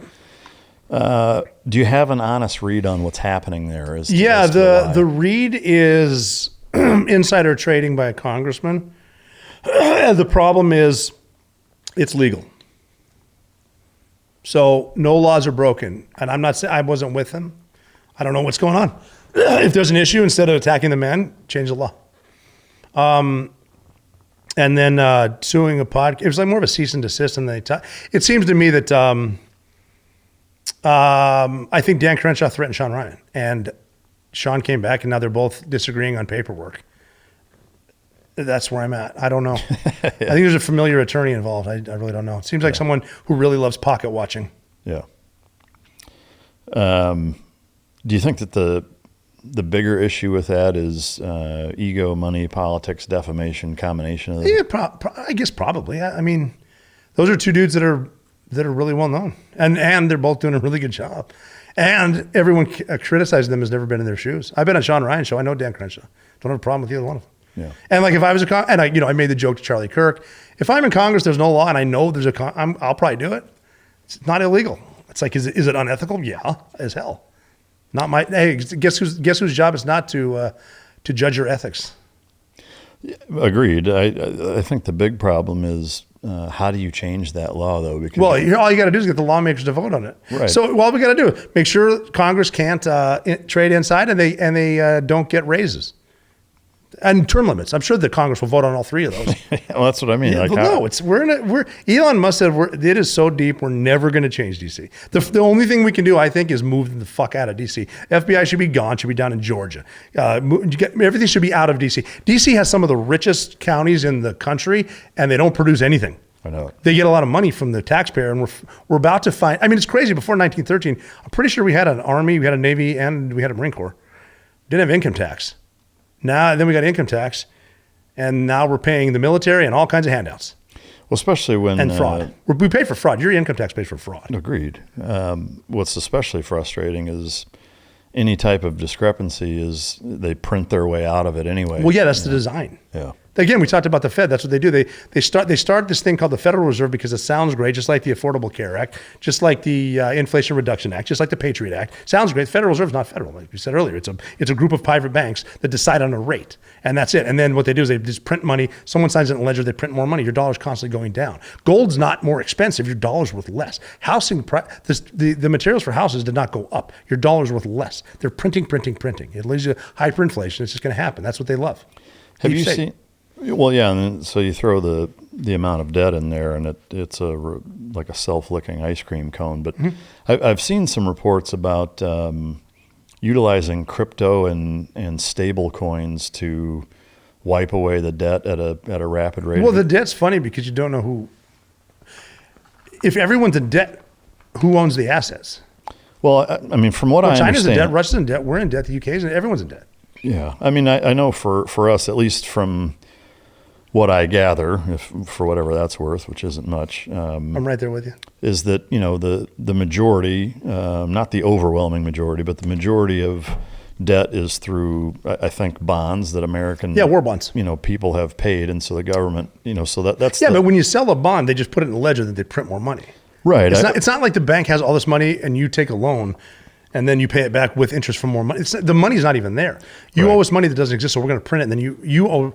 When the Fed prints it and loans the government, they print this, give it to the government. Now we owe the Fed interest on the money they just made, and so we're just paying our interest. And then we're like I said with the budget, like the handouts, the FDR, with every handout that's out there, your income tax is paying for it. So President O'Neill, how do you fix that? Am I a Democrat or a Republican? Whatever you want to be. Well, I mean, the first thing you got to do is cut the fat. That's what you're never going to do because you can't give the government an inch because you're never going to get it back. You can't say, I made the mistake again when there was another massive shooting. I said, okay, we got to figure out a way to not let crazy people buy guns legally. That's a problem. And I realize that now it is a problem because we're not going to make a law saying someone because then who decides who's crazy? Right. Well, this guy flies a MAGA flag. He's crazy. Well, this guy has a Biden poster. You can't do that. Yeah, I agree. But like the Pentagon was developed as a Department of War for World War II and then take it down. I'm pretty sure the Pentagon's still there and it's bigger than ever. Now that we have more admirals than we do ships, there's more generals now than when we won World War II. The last war we've won, by the way. Yeah, I mean, for me, there's not a scenario that exists for me to feel comfortable with any type of red flag law, gun legislation. Is it the first thing I got to do? Sure. I'm cutting the EPA. All right. First, gone. IRS is gone. That's my first. That's my first two major moves in my first administration. No EPA, no IRS. No income tax. So when, from a budgetary standpoint, and again, this is not me taking an angle, I'm just asking. Oh, it's going to get really difficult and I'll need a lot of CPAs, yeah. Well, no, just from a, let's say military and infrastructure standpoint, which to me of anything budget-wise, I'm okay with money being spent on those two things. Mm-hmm. Well, look at what they do. They do the same thing everywhere. Why can't we bomb that building in Gaza? Well, it's a school. It's a hospital. Well, why can't we take away that? Oh, it's for a daycare. It's for kids. The same thing everywhere. Well, look at what Mamdani's doing in New York with Hochul, the governor. It's like, yeah, we're going to look at this new sweeping legislation for children's leering. Yeah. No, it's money getting pumped somewhere else, and then it's going in someone's pocket. I think it was 2 suitcases, $2 million. Sorry, $2 million a day in cash. Flew from Minneapolis to Somalia for 2 years. $2 million a day. Isn't there someone at Minneapolis airport that for the checked baggage to do a quick X-ray? $2 million. How many suitcases? That was quite a few. $2 million is about 33 pounds. So you're going to have to notice. No one noticed. The governor, the mayor didn't notice. The money's gone, and then you start getting called a racist or Islamophobe because you're pointing out the fraud. That's their plan. Yeah. Well, but going back to you being the president. Yeah. How do you government spending? How do you fund? Well, I mean, there's a lot of things you could do. One of the problems we had is you make the senators are supposed to be elected by their state, but like a council in the state, something like that. Again, I know the gist, but then they became federal. And all of a sudden, Chuck Schumer in New York is making decisions that affect someone in Nevada, because it's all about the party. It turned into party. We're fighting over parties now, not the country. So term limits. You need term limits. Did you watch Dan Crenshaw and Andy Stump here recently? I watched some of it. What stuck out? Well, there was the term limits thing was brought up, and Dan's response was, most people want term limits. Like the overwhelming majority wants term limits. Strangely, ironically, whatever tag you want to put on it it's that it's usually for people who it's not their congressman or senator. It's that they want other congressman and senator to have term limits on them. But the one thing that he brought up that I'm curious to get your take on is, he said that you're basically, and I'm paraphrasing and I'm probably going to fuck it up, but that you're essentially institutionalizing inexperience, or like you're. You mean with the terms for the Congress people? Yeah. But you got to figure there are certain things the president of the United States doesn't know because he's only there for a maximum of 8 years. So then you've got the Congress people, but their staff will be there forever. The staffers maintain. They are the swamp. They are staffers. Unelected people in different spots. The head of the EPA is not elected. Yeah, I think he may have even brought that up. Is that the staffers then would become the problem, and you'd have to put the whole term thing's limits the on problem. Yeah. It's too big. You got to cut. They always say cut spending. You got to cut the fraud, and the problem is you start looking at the fraud. The swamp, if you haven't noticed, has fangs. For sure. I saw a recent figure that estimated $1.5 trillion a year as fraud. I'm sure. I mean, that's probably absurd. Generous. I mean, it's crazy. I don't know how you fix it, though. Again, I'm broad brush stroking with no experience as chief of staff for a congressman. I'm just saying what I would do. And again, it's like with the Bongino thing, it sounds really easy. I'm going to get in there and change it.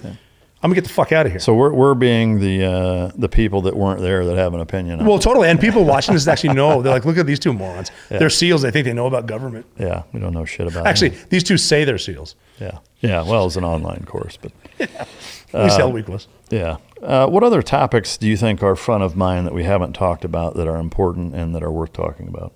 Well, just the problem with the narrative that's being pushed that ICE is not federal agent or not law enforcement, that they're rolling around just breaking up families. You got to realize that the law, if you have law and order, you need to get the people breaking the law. And like it or not, black and white, if you enter the country illegally, you are a criminal. And then when you get in these communities, you need to remove them. And when you're talking about families that have been working here for 30 years, there's probably a better way. And I don't think we need raids on Home Depot for guys that are legitimately working. Then you got to wonder, are we actually doing that? Are they going after criminals? These criminals that are starting gangs that take over apartment buildings in Colorado, they need to be dealt with. Trinidad and Tobago, if they're doing it there, they need to be dealt with too. And again, different ways. It's not a broad brush get rid of illegals, but they're going in there and they are they're fulfilling the law. They're enforcing the law, and they're doing what the voters wanted. Then the other issue is the deep state, is the far left that is funding these people to get that emotional. The woman that was killed was in a spot where she was, without question, talked into going there. Talking to be an instigator, interfering in a federal investigation, which is a felony, by the way. Your car is it's a deadly weapon. We know this. Now you're in a spot that is reality. And when you're protesting, you can protest. It is legal. Once you start getting in the way of law enforcement, once you start breaking the law, you have crossed a line that as an agitator, as a professional protester who's done this over and over and never dealt with force, you're not comfortable with the human element of, here's a law enforcement officer right here. We don't know what's going on in his life, do we? We don't know that he was just drugged by a car for 100 feet, was hurt really bad. We don't know that he's got a special needs kid at home, which he may or may not. We don't know what is going on with his wife, what he's thinking about. Now the car comes at me. Has people listening to this, have they ever had to make a decision, a very simple decision in the blink of an eye? Do I want to live or die? No. Yes, boom, that's it. She's in a spot she's not familiar with. She was told it was safe. It's not. Should he have shot? I wasn't there. I would like to think, no, I would have moved. I wasn't there. Life and death, death. Was it legal? Yes. That's the problem. And the narrative is spun. Innocent people, George Floyd, whatever her name is, our martyr, and they're going to burn the fucking city down again. Yeah, to me, the broader point is the deflection from fraud in that area is that Well, they go to racism. Well, agreed, but it takes two sides to argue, though. What I don't understand is why the people who were focusing on fraud, and trying to expose it, are allowing themselves to be so distracted with, was this a good shoot or not? Because to me, it's a pretty clear tactic that's the case. Well, the agitators, not the ones who were involved in the ground, the ones funding it, they're happy with what happened. No, for sure. They've got the face of it now. No, they've got the narrative. No, I understand that. What I don't understand, though, is if you want to call them the right, conservative, whatever, the bastion of the government that is trying to uncover fraud in Minnesota, why they're allowing it to be such a distraction. Like, 'cause you need two people to argue. If you stop arguing about, like, even we'll say Fox, I mean, you worked there, you still speak on there regularly, right? I mean, I guess I would ask you, do you think that Fox News as an entity is a conservative or Republican network? Yes and no. I think they do give the on-air talent and the producers a lot of latitude, and I've seen it. And most people with whom I've worked at, all of them, they're speaking what they think is the truth. Now, again, they have sponsors and they pay bills, and what's going to get the ratings? Right now, Minnesota will. Right. I guess I just, to me, it's I mean, it's pretty cut and dry if you look at it. Right. But to me, again, like I don't own a media company like Fox News, but. Well, I mean, the further you get up to the more closed the pyramid gets. The people up top, they are at Cafe Milano talking to each other about what's best for everything. Yeah. And if they're getting ratings, when it's something like this, a lot of the left doesn't like to report on the fraud that's obviously being committed. That I understand. I understand why MSNBC is happy to highlight the shooting. I don't understand why Fox or any other network who's not left wing. I don't know. Maybe they're trying to prove it was justified. Yeah, I don't know. I mean, as far as I'm concerned, either side of the aisle, if a federal officer kills an American in the United States, we have got a problem. Agreed. And that's, I mean, and instead of immediately screaming, it's like, okay, what is the problem? What's going on here? Why are people interfering? Why are people interfering with law enforcement, and why is it necessary for law enforcement federals to go into this city? Why aren't the local police or the state police handling this? And then why do we have to go? Well, why are the politicians corrupt? Who's funding them? With the communist state, we mentioned before, I think it's called the Rhodesian. I forget the name of the damn country again. But in a certain country that was colonized or whatever, I wish it was called Rhodesia in Africa, and the colonizers there, the locals hate it, whatever. So then they leave, or they put in politicians that are going to do whatever they want. They're going to keep giving what they want in Minnesota, as long as they can give them other people's stuff. Once they no longer can give them anything, they get out and they bring in their own. And so then the locals, you're seeing Ilhan Omar as a prime example. You're bringing in people from Somalia who have Somalian interest in I'm going to kill myself for not remembering which effect that was called, but there's a country in Africa. Can you look that up? I was talking about it earlier just a second ago, and I forgot about it because, like I said, I go down rabbit holes. But yeah, it was fine for a while. Then the corruption comes in, and then they kick everyone out. Now it's just being run by that only have their interest in mind. That's what's happening. Yeah, I've seen some analogies or parallels, comparisons made between the gal in the car in Minnesota and the female Air Force veteran on January 6th. Ashley Babbitt. Yeah. Do you see a huge disparity between those, or do you see them as similar enough to say that both were justified? No. The dude who shot Ashley Babbitt, I think, wasn't there. had a negligent discharge. And if I'm not wrong, I think what's his name? What's the name of the guy that shot Ashley Babbitt? I don't know. I'm pretty sure he just got busted for having a daycare at his house for something like 18 years. Are you shitting Look me? that shit up. Yeah, I think if I'm wrong, sorry. Yeah. I didn't mean to point at the camera either. And then the guy shooting, he shot 3 times with a vehicle coming at him and the driver looking in his eyes. So, and again, intent you can't tell, but definitely stepped on the gas. There's definitely a law enforcement officer there in the way, and you've been impeding for a while today. Yeah. So I think they're 2 different animals. Again, the people should not have been in the Capitol. That's just stupid. Yeah, I guess that, the fundamental behind, Well, a lot of it's spun up by the same deep state. Right. I guess that, I can understand making that connection of saying both were powder kegs that were initiated by, if they hadn't been initiated, it would have never happened. I understand that. I'm just curious to get your take on it, because I've seen a lot of comparisons drawn. No, a woman died that shouldn't have. Yeah. But again, what got them there? Right. And it comes down to the trigger. I think dude had a negligent discharge. Other guy was fearing for his life because of what happened prior in something similar. Yeah. Dealing with vehicles coming at you. Right. And again, as a sniper too, to stop a vehicle, you don't shoot the engine block, you shoot the driver. Right. I guess what else is on your plate, and what else is worth talking about? Well, I want to see. I think I see a shift in before that. What would they call it? Just you don't want to be too nationalist, too proud of your country. We need to be global, and I think that's nonsense. I think we're seeing what the world is like with a strong America, with deterrence. We need alliance solidarity, which is not kissing NATO's ass, which is why they all came up to the GDP, which is why they're scrambling now. Forward defense, we've proven it right now. We got just with the alliances, the places we can go, and the deterrent. We have the deterrent back. It's not like we're going to say something, red line, and you cross it. That's it. Just that simple. Yeah, I hope so. I mean, keeping it simple. There's no reason to not think that way. And